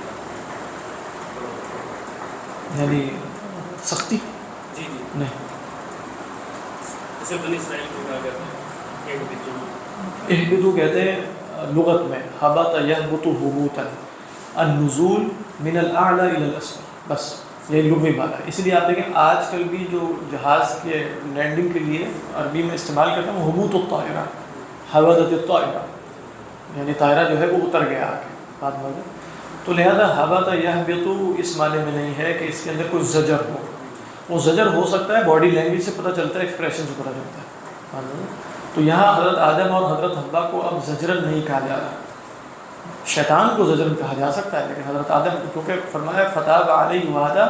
اب اس اللہ کی پلاننگ کی اس لیے دیکھیں حضرت آدم نے حضرت موسیٰ نے یہی کہا نا کہ تمہارے گناہ کی وجہ سے تمہیں جنت سے نکالا گیا اور تم ہمیں بھی نکالنے لائے وہاں سے. تو اللہ تعالیٰ حضرت آدم نے کہا کہ نہیں تو پہلے سے طے تھا سارا کچھ، یہ تو اللہ نے لکھا ہوتا ہے، ایسے ہی ہونا تھا. تو اہبطا کے اندر یہ مفہوم نہیں ہے. لہذا آگے فرمایا نا اما یأتینکم منی ھدی، اب زمین پہ جاؤ لیکن میں تمہاری مدد کرتا رہوں گا. انبیاء علیہ السلام کا سلسلہ جاری رہے گا. نکل جاؤ تو صحیح ترجمہ نہیں ہوگا، جیسے نکل جاؤ اتر جاؤ. زیادہ کبھی ترجمہ کیا ہے؟ اتر جاؤ. یہی ترجمہ اتر. نکل جاؤ. کیا کہتے ہیں؟ کچھ جیسے یہ کہتے ہیں کہ اللہ علیہ السلام سے کہا کہ آپ نکل جاؤ، تو یہ میتھڈ صحیح ترجمہ نہیں ہوگا. اچھا نہیں لگ رہا. احمد رضا خان صاحب بریلوی بتائیں گے کیا ترجمہ کرنا ہے. اترو. یہاں بھی انہوں نے اتر جاؤ. ہاں اتر نہیں. اصل میں خروج کا لفظ نہیں ہے اس کے، یعنی خروج کا معنی نہیں ہے اس کے اندر. اس کے اندر معنی اترائی کا ہے، حبوط کا. اتر زمین سے، یعنی اس سے معلوم ہوا جنت اونچی جگہ پر آسمانوں پہ تھی. یہ اکثر علماء کی رائے ہے. بعض نے بزرگوں نے یہ بھی کہا کہ شاید زمین پر تھی. یہ ابن قیم وغیرہ کی رائے ہے لیکن اس کی بھی کوئی اتنی دلیل نہیں. میں نے بتایا تھا کہ ہے تو دو سے خطاب لیکن آگے جمیعاً کہہ کر محسوس ہوتا ہے کہ قرآن مجید میں جو دوسری جگہوں پر اہبطوا کہا گیا ہے اس کی طرف اشارہ ہے. اس لیے کہ آگے بھی بعضکم جمع کا صیغہ ہے. تو اہبطا میں تم دونوں اترتے ہو. بعض نے یہ کہا جمیعاً سے مراد ہے اپنی ذریت سمیت اگر شیطان کو نکالتے ہیں. جن لوگوں نے کہا نا بعضکم لبعض عدو سے مراد ہے تمہاری اولاد ایک دوسرے کی دشمن ہوگی. یہ بھی ایک رائے موجود ہے. تو اب حضرت آدم اور حضرت حوا ہے نا، تو حضرت آدم کی پشت میں ان کی ساری اولاد موجود ہے. ایسا ہی ہے نا. وَإِذْ أَخَذَ رَبُّكَ مِنْ بَنِي آدَمَ مِنْ ظُهُورِهِمْ ذُرِّيَّتَهُمْ وَأَشْهَدَهُمْ عَلَىٰ أَنفُسِهِمْ. اسی طرح جو فرمایا کہ اللہ تعالیٰ نے انسانوں سے خطاب کر کے حملنا ذُرِّيَّتَهُمْ فِي الْفُلْكِ الْمَشْحُونِ. حملنا ذُرِّيَّتَهُمْ، اٹھایا تو صرف ان کو تھا، ذریت کو تو نہیں اٹھایا تھا. تو کہا ذریت تو موجود تھی کیونکہ وجعلنا ذریتہ هم الباقی. تو اب جب حضرت آدم اتر رہے ہیں تو حضرت آدم کی پشت میں جیسے ان کی ساری اولاد موجود ہے، آنے والے ہم لوگ بھی موجود ہیں. اللہ عنہ. تو فرمایا فَإِمَّا يَأْتِيَنَّكُم مِّنِّي هُدًى، جب بھی تمہارے پاس، مطلب اس کا ترجمہ پس اگر آئے تمہارے پاس ہدایت میری طرف سے. تو جواب شرط کیا؟ فَمَنِ اتَّبَعَ هُدَايَ، جو میری ہدایت کی پیروی کرے گا، فَلَا يَضِلُّ، تو نہ وہ بھٹکے گا، وَلَا يَشْقَى. وہ جو فرمایا تھا نا کہ جنت سے نکل کے مشقت میں پڑ جاؤ گے یعنی شقی ہو جاؤ گے، تو گویا کہا جا رہا ہے ابھی بھی واپس اس حالت میں پہنچنے کے لیے ایک راہ کھلی ہے. جو فال ہوا تھا تو اس کے بعد جیسے اوپر واپس جانے کے لیے بھی رستہ ہے. وہ کیا ہے؟ فَمَنِ اتَّبَعَ هُدَايَ فَلَا يَضِلُّ وَلَا يَشْقَى. یہاں بس ایک بات ہے کہ علماء کلام نے بیان کی کہ اِمَّا يَأْتِيَنَّكُمْ، انبیاء علیہ السلام آئیں گے، یہ تو یقینی بات ہے، لیکن اللہ نے یہاں اذا بھی استعمال نہیں کیا. جیسے ہم کہتے ہیں اذا جو ہے وہ متوقع شے کے لیے ہوتا ہے اور ان ہو بھی سکتا ہے نہ بھی ہو. کیوں یہ کام کیا؟ کہتے ہیں کہ یہ بتانے کے لیے کہ اللہ پر رسولوں کا بھیجنا واجب کوئی نہیں، یہ محض اللہ کا فضل کرم اور احسان ہوگا کہ اگر رسولوں کی بعثت ہو جائے. لہذا جو اسلوب اختیار کیا وہ بھی کیا ہے، اما. مگر نہ یہ بھی کہا جا سکتا تھا اذا جاءکم الہدی منی، تو ہم کہتے ہیں کہ اچھا ہدایت کا آنا تقریباً جیسے محتمل ہے اور آئے گی انشاءاللہ، لیکن اما یاتینکم منی، تو گویا اگر میں بھیجوں گا تو میرا فضل ہوگا، انسانوں کا کوئی استحقاق نہیں ہوگا. وہ دیکھنا پڑے گا، دیکھنا. وہ کہیں گے کہ یہاں اس معنی میں ہے کہ جیسے اللہ تعالیٰ محض، مطلب وہ یہ نہیں کہتے کہ رسولوں کو بھیجنا اللہ کا فضل نہیں، لیکن وہ کہتے ہیں کہ ہیومن کنڈیشن ایسی ہے کہ اگر اللہ نے انسان کو ایسا بنایا تو اب رسولوں کا آنا یقین. یہ ماتریدی بھی اسی طرح کہتے ہیں، آپ کو معلوم ہوگا، جو ابو منصور الماتریدی علیہ رحمہ وغیرہ واجب نہیں کہتے، لیکن کہتے ہیں حکمت کا تقاضا. حکمت کا تقاضا بھی اسی طریقے پر بیان کیا جاتا ہے کہ جیسے آپ یہ کہیں کہ میرے اندر بھوک ہے نا، اور پھر آپ اچانک دنیا میں آ گئے اور آپ خدا کو جانتے ہیں اور آپ دنیا میں اکیلے آئے اور آپ کو بھوک لگ گئی، تو آپ کو یقین ہو جائے گا کہ جس اللہ نے مجھے پیدا کیا اگر میرے اندر بھوک رکھی ہے تو کھانے کا انتظام کہیں نہ کہیں ہوگا، مجھے ڈھونڈنا چاہیے. آپ یہ نہیں کہیں گے کہ تقریباً یقین حاصل ہو جائے گا، بلکہ 100% یقین حاصل ہوگا. کہتے ہیں یہ حکمت ہے. حکمت کا مطلب کیا ہے، اگر کھانا نہ رکھنا ہوتا تو بھوک نہ پیدا کی جاتی. اب وہ کہیں گے انسان کے اندر ہدایت کی ایسی طلب رکھی گئی ہے اور وہ اس ہدایت تک خود پہنچ نہیں سکتا، تو لہذا اب یہ یقینی سی بات ہے کہ رسولوں نے اترنا ہی. باقی وہ مطلب امام نقشری علیہ رحمہ یہ کہہ سکتے ہیں کہ اما اور اذا میں یہ فرق ہے، لیکن ایک دوسرے کی جگہ مستعمل ہو جاتا ہے. کہہ دیں گے زیادہ پڑھے لکھے تفصیل بھی ہوتے ہیں، جوش میں جو آ جاتے ہیں، وہ کہتے ہیں نماز نہیں کھاتے، نماز نہیں وغیرہ، تو بھی ہوتے سارے. بس جوش میں ایسی باتیں کیا کریں، ہوش میں نہیں. جوش میں کر لیا کریں. مطلب میں اس لیے کہہ رہا ہوں کہ اتنی بری بات نہیں ہے، انسان کو ایسا خیال آ سکتا ہے، لیکن اسے پتہ ہونا چاہیے کہ اللہ میں ایک تقدیر. جیسے حضرت موسیٰ کو خیال آ گیا، یعنی حضرت موسیٰ نے جب حضرت آدم سے ملاقات کی تو ان کو یہ خیال آ گیا، انہوں نے کہا کہ آپ ہیں اچھا وہ صاحب جنہوں نے ہمیں جنت سے نکالا. تو ان کو خیال آ گیا کہ آپ کی وجہ سے یہ سارا سلسلہ برپا ہوا ہے. اعوذ باللہ من الشیطان الرجیم. ومن اعرض عن ذکری، اور جو میری یاد سے اعراض کرے گا. تو پتہ چلا کہ وہ ہدایت اور ذکر ایک ہی، اور پھر ہدایت کا بدل آیا ذکر، ایسا ہی ہے نا. تو اس سے کیا معلوم ہوا؟ اس سے معلوم یہ ہوا کہ کل دین کا مقصد اللہ کی یاد ہے، یعنی ہدایت کا بدل ذکری استعمال کیا گیا. تو گویا جو بھی آپ کہیں نماز ہو، جیسے حدیث میں بھی آیا نماز، روزہ، طواف، حج، یہ سب اقامتی ذکر اللہ، یہ سب اللہ کے ذکر کو قائم کرنے کے لیے. یعنی بنیادی مقصد دین کا جو ضربہ سنام ہے، جو حقیقی مقصد ہے، جو غایت علیہ ہے، وہ اللہ کو یاد رکھنا ہے. یعنی عبودیت کے جذبات کے ساتھ اللہ کو یاد رکھنا ہے، اس کی صفات کمال کے ساتھ ہے. ایسے ہی ہے. تو یہ کل دین کا مقصد یہی ہے.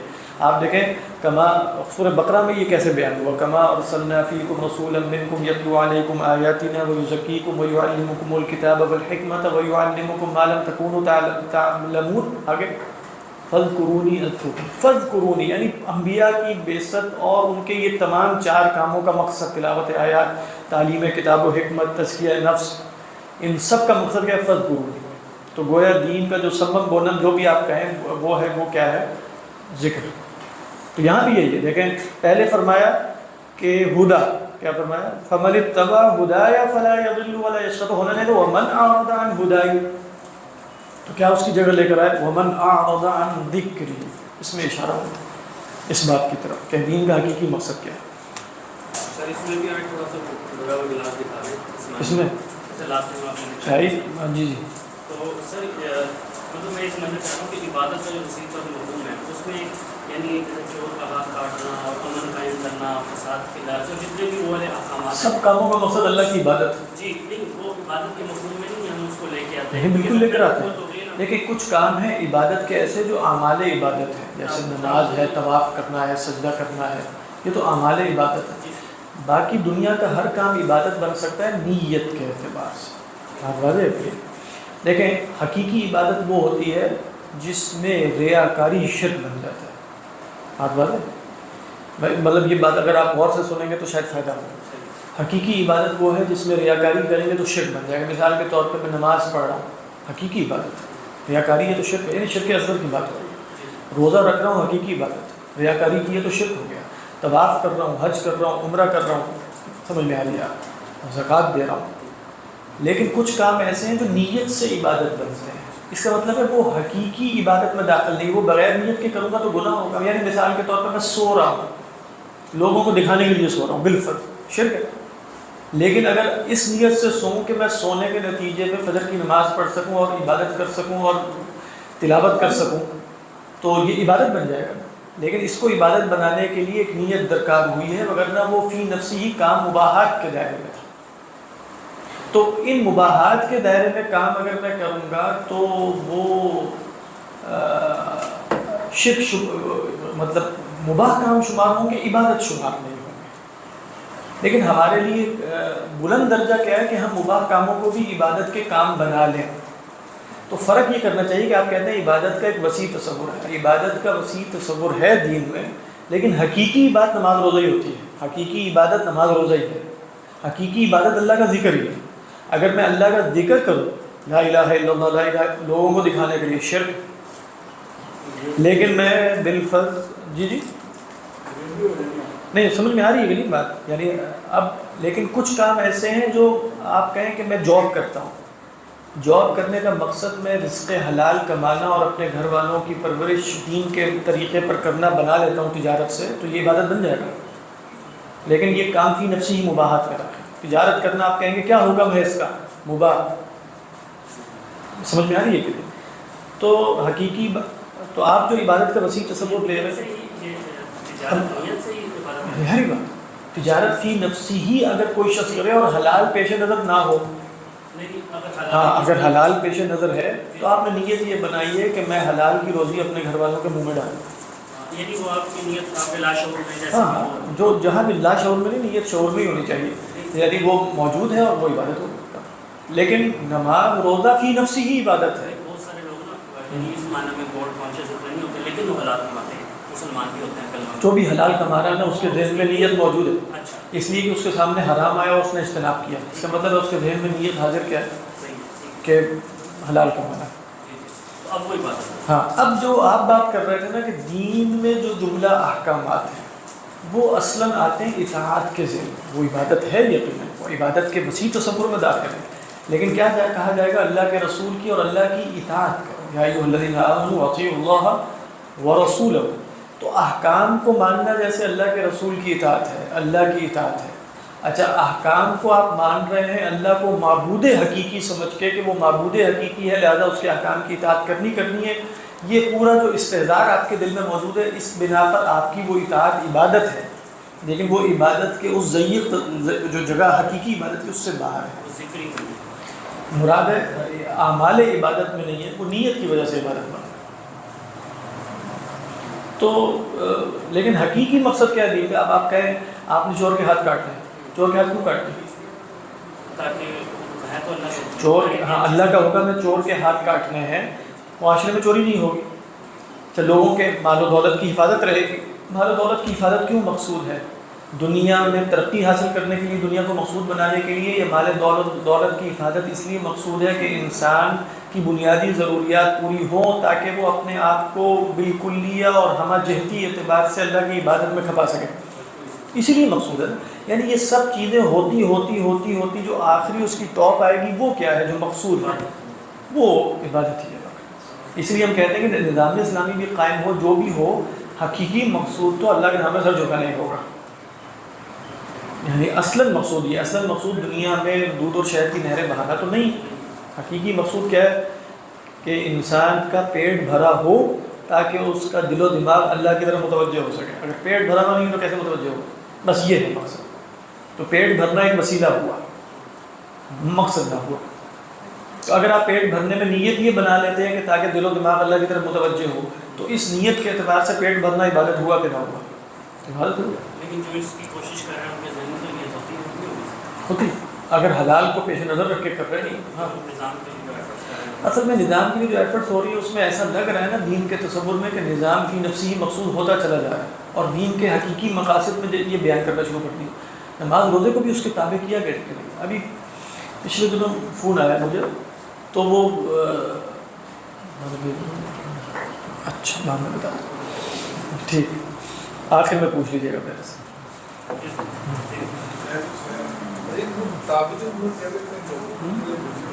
ہاں یہ صحیح لفظ ہے. کچھ امور تعبدیہ ہیں جو حقیقی طور جس پہ آپ قیاس بھی نہیں کرتے. آپ نماز پہ قیاس کر کے کوئی 5 نمازیں اور فرض تو نہیں کر سکتے.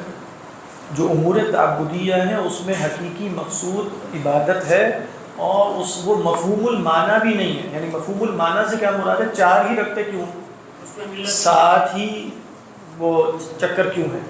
نہ اس میں ہم علت تلاش کر کے آگے قیاس کرتے ہیں. باقی چیزیں ہیں جو دنیا کے مسالے سے وابستہ ہے، اس میں آپ واقعتاً قیاس بھی کر لیتے ہیں. اس میں معاملات ہیں، اس میں سیاست ہے، اس میں معاشرت ہے. آپ کو نظر آتا ہے کہ اچھا پردے کے پیچھے یہ حکم تو واضح طور پہ حکمت تو محسوس ہو رہی ہے نا کہ اس سے معاشرے میں زنا کا سدباب کیا جاتا ہے، تو بالکل سب کو نظر آتی ہے.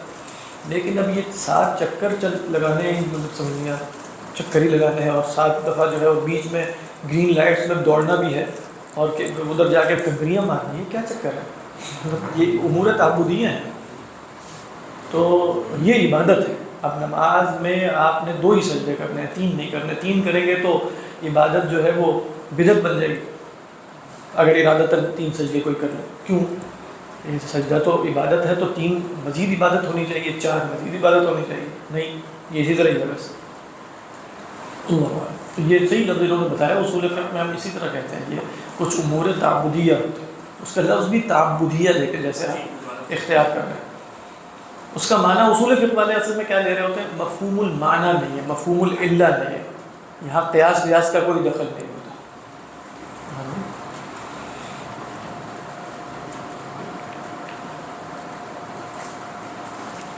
آگے فرمایا وَمَنْ أَعْرَضَ عَنْ ذِكْرِي فَإِنَّ لَهُ مَعِيشَةً ضَنْكَ.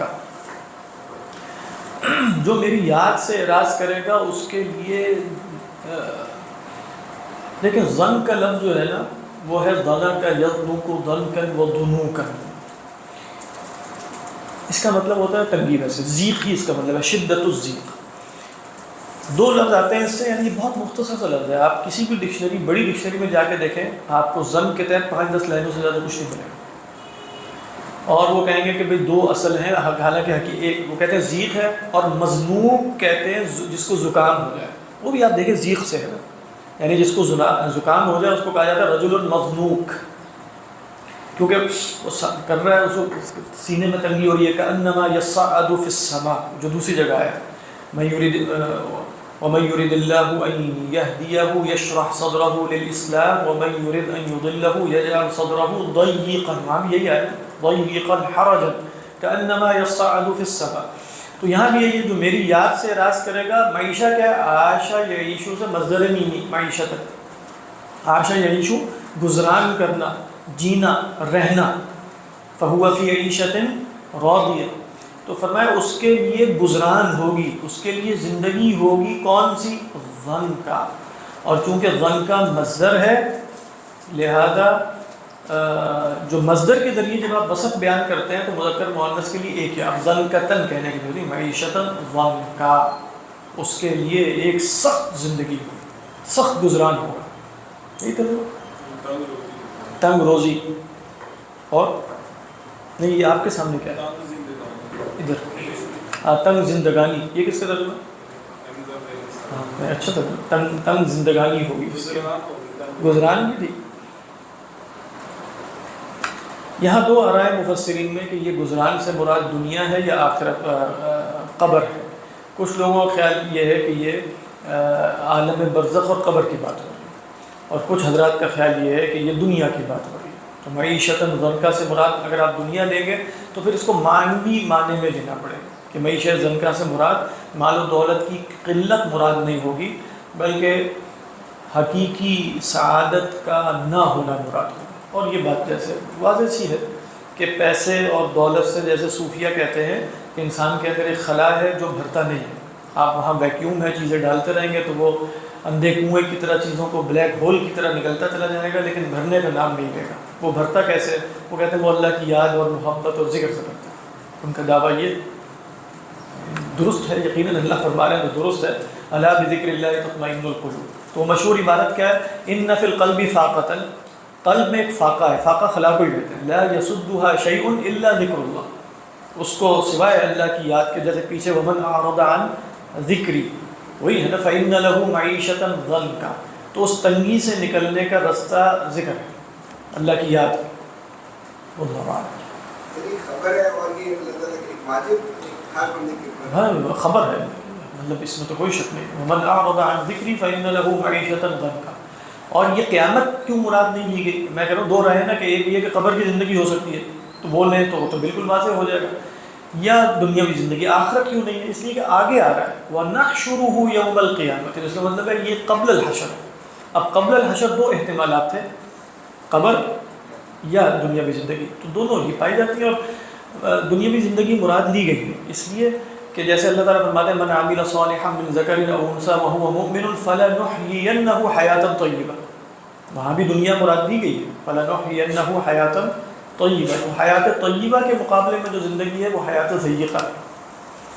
تو باقی اس کو ہم یوں کہہ سکتے ہیں نا کہ مطلب جیسے کل بھی بات ہو رہی تھی، پین کلرز انسان کھا رہا ہوتا ہے جس کی وجہ سے درد محسوس نہیں ہو رہا ہوتا، وگرنہ تو انسان حقیقتاً جیسے جب یہ بجلی کا بریک ڈاؤن ہوتا ہے تو بہت سے لوگوں کا مینٹل بریک ڈاؤن بھی ہوتا ہے. نہیں اب یہ ہے حقیقت ہے، مطلب اسٹیٹس وغیرہ میں یا کہیں کہ بھئی بہت لمبے جب الیکٹریسٹی کا بریک ڈاؤن ہوا تو اس کے بعد جیسے لوگوں کی جو آمد ہے وہ سائیکیٹرسٹ اور سائیکالوجسٹ کے پاس وہ جیسے اس بریک ڈاؤن بہت بڑھ گئی. یعنی اس بڑھنے کی صورت یہ کہ اگر مثال کے طور پر موبائل کے چارجز وہ چارج ختم ہو گیا موبائل کا، یا سگنلز نہیں آ رہے تھے، بریک ڈاؤن ہو گیا، دیکھنے کی کوئی شے نہیں ہے، تو ایسی صورت میں اندر کا خلا نکلے گا نا. جب ایسی صورت میں اندر کا خلا نکلے گا تو انسان کو پتہ چل جائے گا کہ اس نے ان چیزوں سے وہ خلا بھرا ہوا تھا جو حقیقتاً تو بھرا ہوا نہیں ہے. اب اسے جیسے ہال اڑنا شروع ہو جائیں گے اندر سے، وہ ہوتا ہے انسان کے ساتھ، پتہ تنہائی میں پتہ چل جاتا ہے. اس لیے آج کا انسان ہم میرے سمیت یعنی تنہائی سے بھاگتا ہے کہ نہیں؟ کیوں بھاگتا ہے تنہائی سے؟ حالانکہ پرانے انسان کو تنہائی بہت پسند تھی کہ وہ اکیلے بیٹھے، اب نہیں، اب بھاگتا ہے. اس کی وجہ کیا ہے؟ اکیلے بیٹھنے کے نتیجے میں پھر وہ خلا نظر آنا شروع ہو جائے. ذرا اندر جھانکے گا اور اس کے پاس گیجٹس نہ ہو اور انٹرٹینمنٹ نہ ہو تو کیا خلا ظاہر نہیں ہوگا؟ فوراً ظاہر ہو جائے گا. ذرا تنہائی میں پھر نفسیاتی مسائل شروع ہو جاتے ہیں. تنہائی میں بیٹھیں گے تو کیا کریں؟ اپنے آپ کو فیس نہیں کر سکتا، یعنی اپنی حقیقی تصویر سامنے آئے گی، زندگی کی بے مقصدیت کے سامنے نہیں آئے گی، کچھ بھی نہیں ان دی ہینڈ. اور کیا جائے گا تو یہی لگے گا کہ یہ کیا ہے. اس کا مطلب یہ ہے کہ یہ حقیقی ہے. لیکن جیسے ہم کہیں کہ بھئی انسانی مرض حقیقی ہوتا ہے، لیکن اس کو جیسے پین کلرز کے ذریعے دبایا جا سکتا ہے. اس کا مطلب یہ نہیں کہ مرض کی نفی، پین کلر تو مرض کا علاج نہیں ہوتا، وہ تو صرف شعور علم کو مخفی کرتا ہے. یا آپ کہیں کہ انسان نشے میں چلا جاتا ہے دنیا کے غموں سے اور سب چیزوں سے نکل کے، یا اس طرح کے، تو اس کا مطلب یہ نہیں کہ غم موجود نہیں ہے، لیکن اس نے اپنے آپ کو جیسے شٹ ڈاؤن کیا ہوا. میرا خیال ہے کہ یہ سارے اسباب جو ہیں وہ شٹ ڈاؤن والے ہیں، کہ جس کے نتیجے میں انسان، ورنہ آج آپ کسی سے بھی پوچھ لیں کہ تنہائی میں وقت گزارا جاتا ہے کہ بغیر کچھ کیے، بغیر کچھ کیے، یعنی بغیر کچھ کیے سے مراد ہے کوئی آلہ آپ کے پاس نہیں ہونا چاہیے، آپ ہوں اور بس آپ ہوں، یعنی خدا ہو. اس کو ہم نے کافی مادہ ہم نے اس چیز کو کافی بدنام بھی کر دیا تو بھائی نکل کر خان گاؤں سے، ہاں بدنام بھی کر دیا. مادہ آپ سے تھوڑا تائید بھی ہو جائے گی. ایک دوست کا ان کو بتا تھا، وہ تبلیغ وغیرہ میں بہت جاتے ہیں، عالم بھی ہیں، تو پڑھنے کا ان کے پاس ٹائم نہیں ہے. میں نے کہا یار آپ جو ہے تبلیغ کا اتنا سروزہ لگاتے ہو نا، آپ ایک سروزہ آپ نے نہیں لگایا کیونکہ آپ کی ساری مسجدوں میں واقف ہے. آپ کسی بھی مسجد میں گاؤں دیہات میں جا کے 3 دن وہاں رہو، بس اپنا پڑھو اور اکیلے رہو. تو یہ میں نے ان کو ٹھیک بتایا. ٹھیک ہے، ہاں ہاں نہیں صحیح ہے. اعتکاف کے پیچھے بھی یہ حکمت ہے، لیکن آپ دیکھیں ہمارے اعتکاف بھی بازار بن گئے، یعنی اس میں اتنی رونق ہو گئی، اتنی سوشل ایکٹیویٹی شروع ہو گئی، اتنے دروس شروع ہو گئے. وہ اچھی بات ہے اس لیے کہ ہمیں تنہائی میں بیٹھنے کا شوق نہیں رہا تھا، وگرنہ اعتکاف کی حقیقت تو نہیں تھی. اور اب ایسی مسجدوں کا انتخاب کیا جاتا ہے جہاں مسجد دیکھ کے اچھا لگ رہا ہو اور سب کچھ ہو، تو اب بندہ سوچے کہ یہاں اعتکاف کیوں کیا جا رہا ہے. اعتکاف تو ایسی جگہ ہونا چاہیے جہاں مجھے کوئی پہچان نہ رہا ہو، کوئی جان نہ رہا ہو، میں خلوت اختیار کر سکوں، تو وہ بھی نہیں ہے. تو اب آپ دیکھیں کہ جو بیچاری چھوٹی موٹی مساجد ہوتی ہیں ان میں کوئی بھی نہیں بیٹھتا. جو بڑی بڑی مساجد ہیں جہاں مجمع لگتے ہیں، جب اعتکاف، شہر اعتکاف، یہ اس طرح کی جگہ ہیں وہاں جا کر لوگ بیٹھتے ہیں. شہر اعتکاف نام دیا گیا نا، یہ کوئی نام ہے شہر اعتکاف؟ شہر سے مراد مدینہ ہے، سٹی ہے. UMD کا نہیں ہے شہر اعتکاف، تو ادھر لگتا ہے بغداد ٹاؤن. بغداد ٹاؤن میں، ٹاؤن شپ میں. ہاں نہیں، لیکن میں تو وہ قادری صاحب کا اعتکاف، وہ شہر اعتکاف ہوتا ہے اصل میں. نہیں وہ ٹھیک ہے، لیکن میں ویسے بتا ہی رہا تھا کہ اس کی وجہ یہی نا، جیسے امام صاحب لکھتے ہیں، امام غزالی کے، کچھ لوگوں کے لیے خلوت مضر بھی ہوتی ہے. وہ اس زمانے میں چند لوگوں کے لیے ہوتی تھی، اب سب کے لیے مضر، یعنی سب کے لیے مضر اس لیے کہ واقعتاً پتہ نہیں ہے نا کہ کیا کرنا ہے. یعنی یا تو انسان اپنے اندر کوئی ایسی انٹروسپیکشن رکھتا ہے، گہرائی رکھتا ہے کہ وہ جیسے بہت سیریں کر سکتا ہے بیٹھ کے غور و فکر میں، اور پتہ نہیں کیا کیا عقدے جو ہے وہ کھول سکتا ہے، اور کیا وغیرہ وغیرہ. تو ایسا کچھ ہے ہی نہیں. تو اندر تو ویسی خلا ہے، تو وہ جو خلا میں تو تیرا نہیں جاتا نا، سمندر ہو، اس کی کوئی گہرائیاں ہوں، اس کے اندر وہ اعماق میں اترے اور نیچے سے کوئی موتی نکال کے لائے، تو وہ چونکہ وہاں کچھ ہے ہی نہیں، ایمٹینس ہے، ویکیوم ہے، تو وہاں کیا مطلب تیراکی کرے گا. تو اس اعتبار سے لوگوں نے کہا کہ بھائی اعتکاف میں بھی بیٹھ کے لوگوں نے پھر ٹائم ہی ضائع کرنا ہے، تو ان کو کچھ پروگرامز دے دینے چاہیے کہ یہ ہوگا، درس ہوگا، یہ ہوگا. وہ اچھی نیت سے ہو رہا ہے، لیکن میں بتا رہا ہوں کہ وہ ایک بات پتہ یہ چل رہی کہ انسانوں میں کتنی تبدیلی آ چکی ہے کہ اب ضرورت اس بات کی پڑ گئی ہے کہ یہ کچھ کیا. آپ ویسے پیچھے دیکھیں تو اعتکاف کے آپ کو کبھی بھی نظر نہیں آئے گا کہ اعتکاف کو کوئی دورہ تعلیمیہ بنایا جاتا تھا، کوئی کورس بنایا جاتا تھا، اس لیے کہ وہ اعتکاف کا مقصد ہی نہیں تھا. اعتکاف کو تو رحمانیت سے تشریح دی گئی تھی. تو رحمانیت میں آپ جا کے یونیورسٹی میں تو نہیں داخلہ لیتے ہیں، کیونکہ رحمانیت کا تو مطلب ہے کہ آپ پہاڑ کے اوپر جا کے بیٹھے ہوئے. تو وہ اصل میں تو رحمانیت تھی اعتکاف. وہ بھی اسی وجہ سے تنہائی سے بھاگنا، تنہائی میں نہیں بیٹھ سکتے. تو ایسا لگتا ہے کہ یہ بات 100% درست دنیا کے اعتبار سے بھی ہے، لیکن مطلب یہ سب عوامل اور اسباب جو ہیں وہ انسان کو وقتی طور پہ جیسے سودنگ ایک چیزیں دیتے رہتے ہیں، اس سے انسان عمل میں رہتا ہے.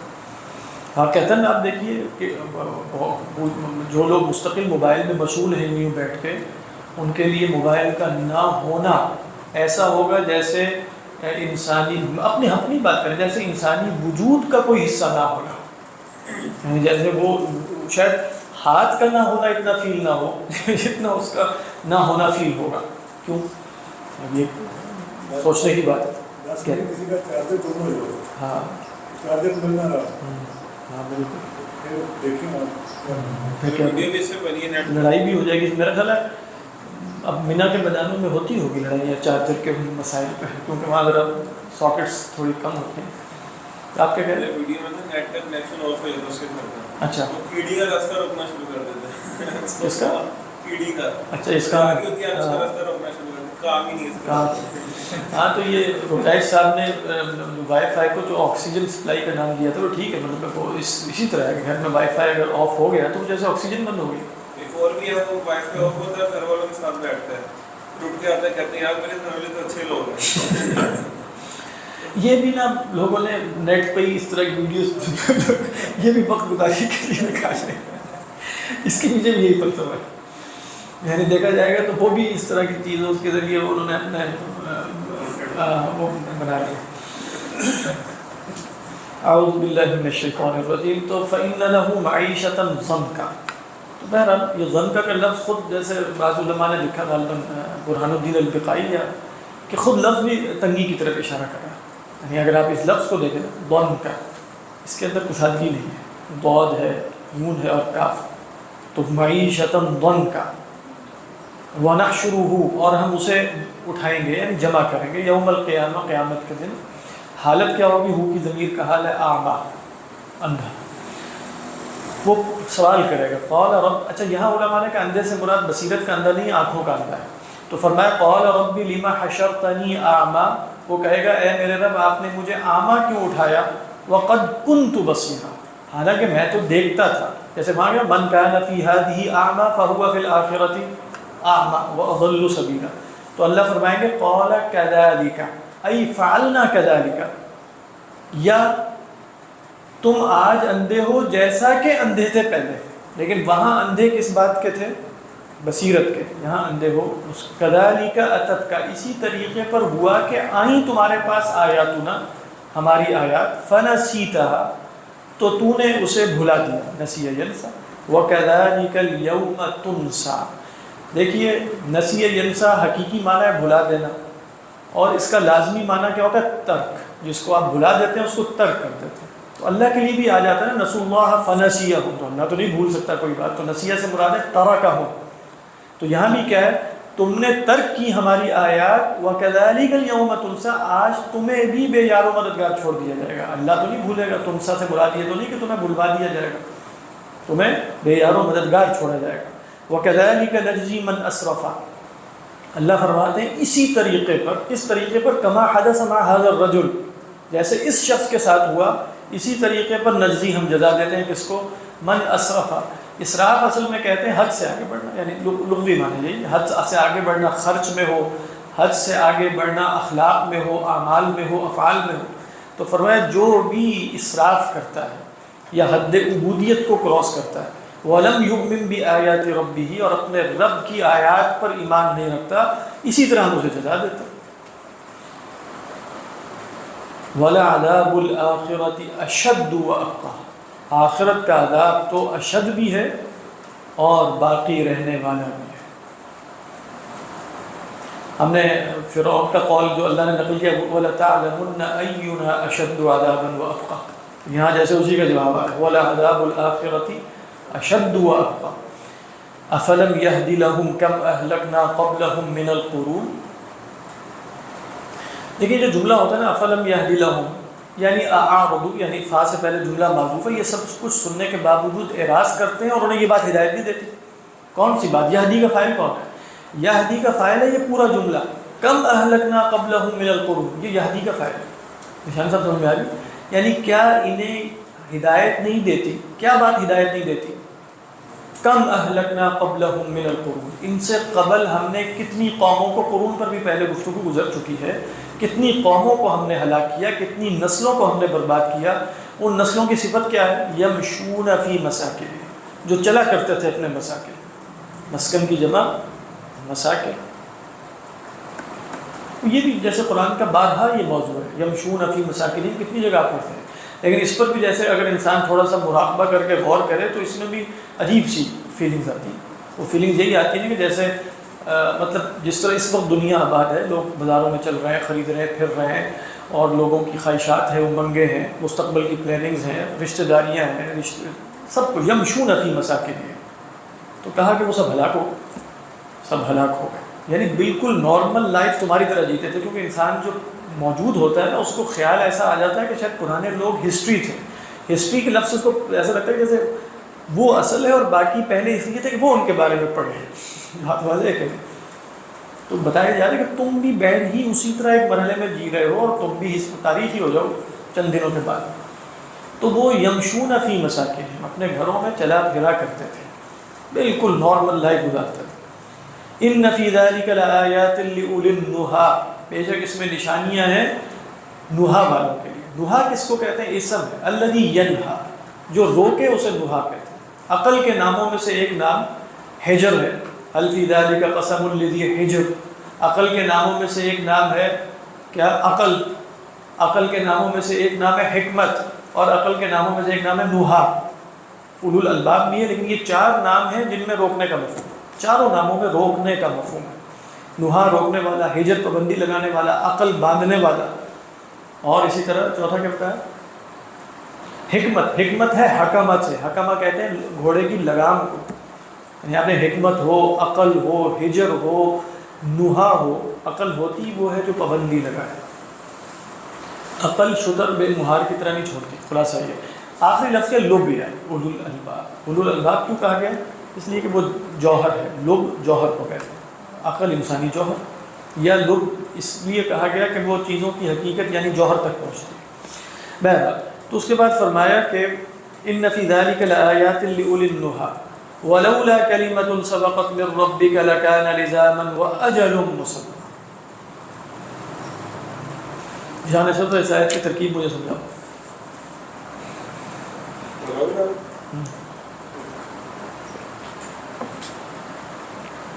اس میں کوئی نہیں ہے، بس یہ بتاؤ کہ اجل لکان لزاما کے بعد وہ اجل مسمى کیوں نہیں آیا؟ وہ اجل مسمى ہے. یعنی ولولا کلمۃ سبقت من ربک لکان لزاما واجل مسمى. ہاں اس لیے کہ یہ اجل و مسمہ نا کلمۃ پر عطف ہے، بس اس میں چونکہ تقدیم و تاخیر ہے اس آیت کو جیسے تھوڑا سا مشکل ہو جائے. یعنی اصل میں کیا ہے وَلَوْلَا كَلِمَةٌ سَبَقَتْ مِن رَبِّكَ، اگر آپ کے رب کی طرف سے ایک کلمہ سبقت نہ لے جا چکا ہوتا کہ انہیں مہلت دی جائے گی، عذاب ابھی نہیں آئے گا، اور کیا نہ سبقت لے جا وَأَجَلٌ مُّسَمَّى، تو اجل مسمہ کا عطف کس پر ہے؟ کلمۃ پر. اور جواب شرط کیا ہے؟ لولا شرط کے لیے آتا ہے نا، لکان لزاما ای لکان ماذا، کانا کا ضمیر مستتر ہوا کیا؟ عذاب. تو فرمایا کہ اگر آپ کی رب کی طرف سے ایک فیصلہ نہ ہوتا اور ایک وقت مقرر طے نہ ہوتا تو عذاب چمٹ چکا ہوتا. مطلب تو لکان لزاما، وہ جو فرمایا نا سورہ فرقان کے آخر میں فقط کذبت فسوف یکون لزاما، تو لازمہ یلازم ملازمۃ ولزامت باب مفعلہ سے مصدر ہے، اور ملازمت کا کیا مطلب ہے؟ چمٹ جانے والا، چپک جانے والا. تو ترجمہ بنے گا تو عذاب تم سے چپک جاتا، نہیں ترجمہ ہے چمٹ جاتا.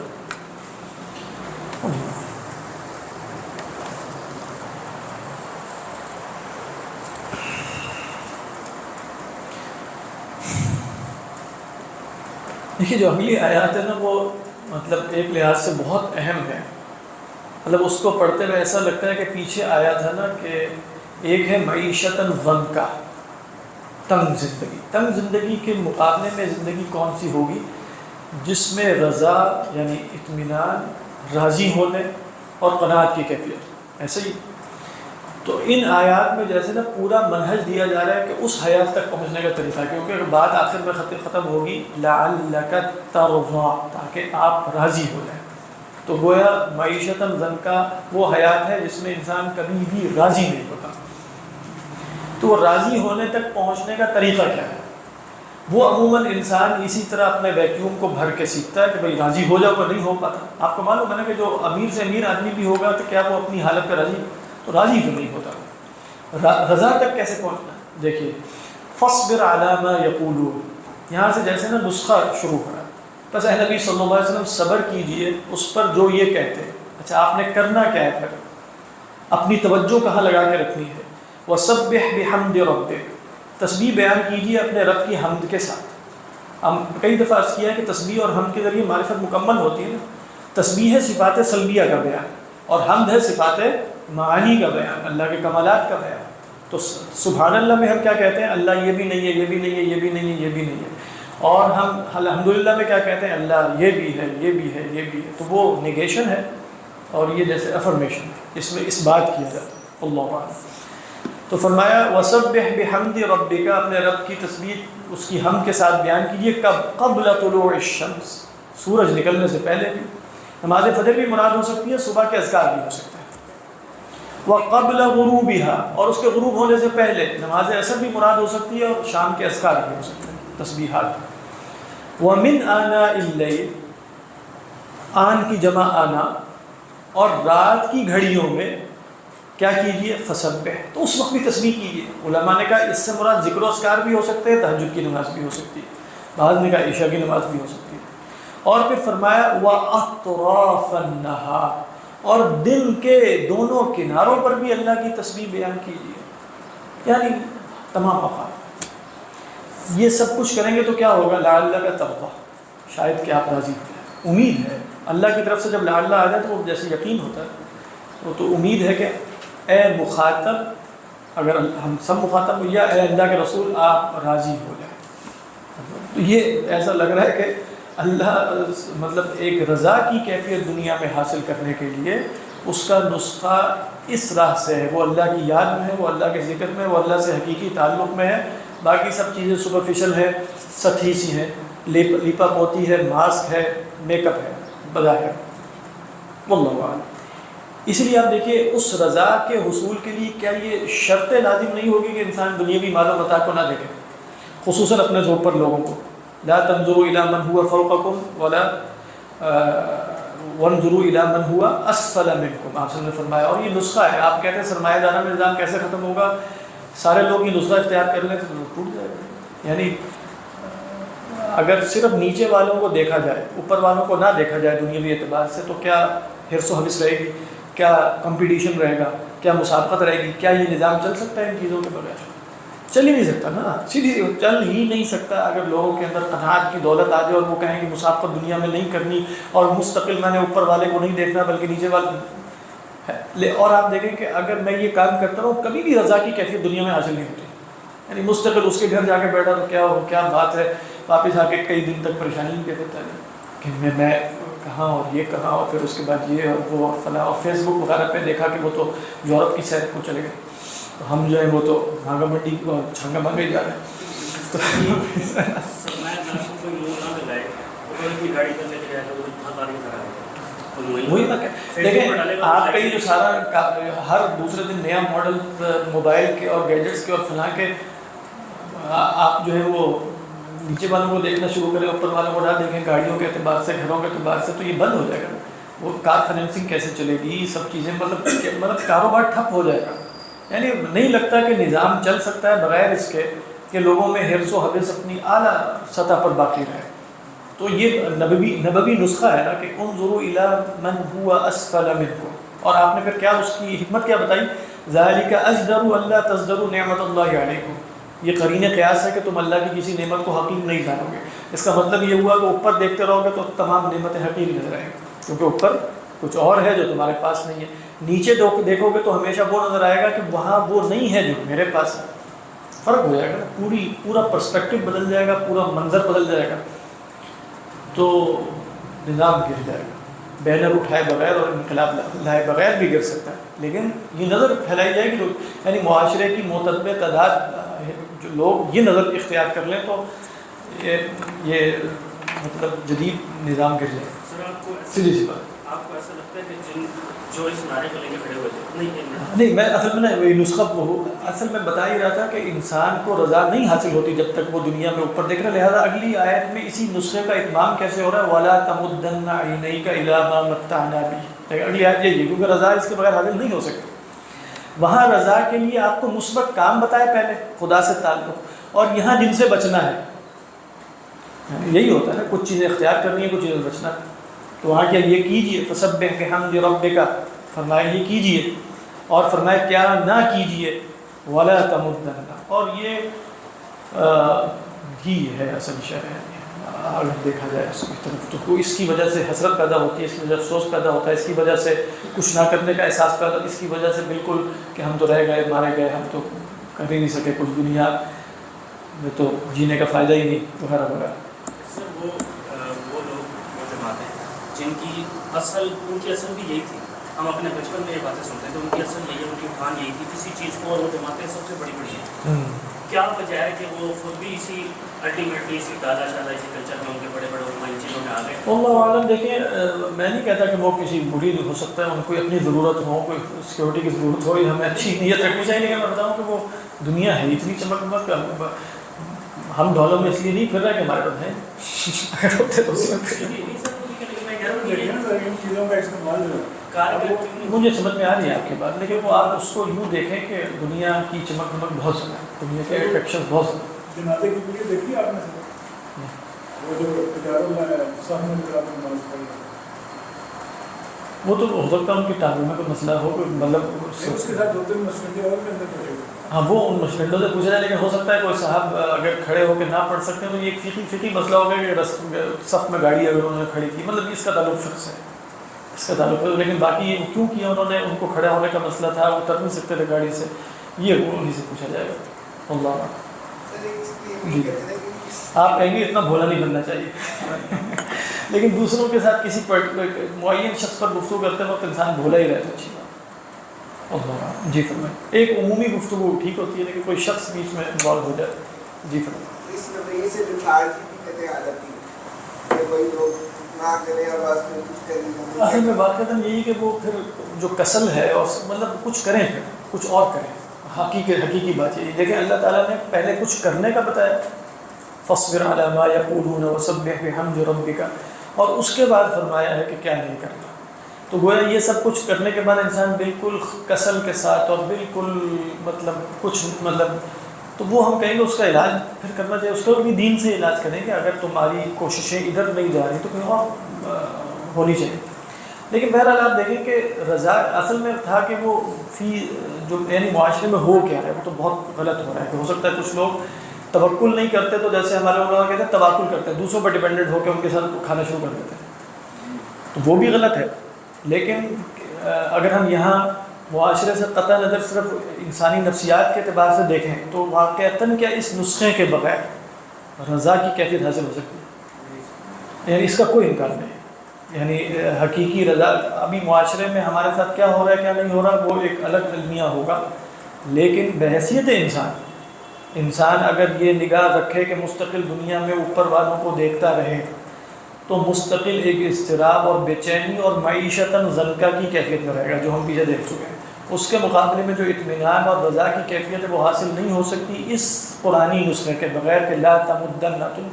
مجھے ایسا لگتا ہے کہ جیسے معیشتاً ضنکا سے نکلنے کا طریقہ اب یہاں چل رہا ہے کہ فصبر علی ما یقولون. کرنا کیا ہے؟ آپ نے لوگوں کی پرواہ نہیں کرنی، الٹا سیدھا جو بھی بولتے رہیں اور آپ اپنے رب کی طرف رخ کیجئے. اس کے بعد دنیاوی مال و متاع جو دنیاوی زندگی کا پھول ہے.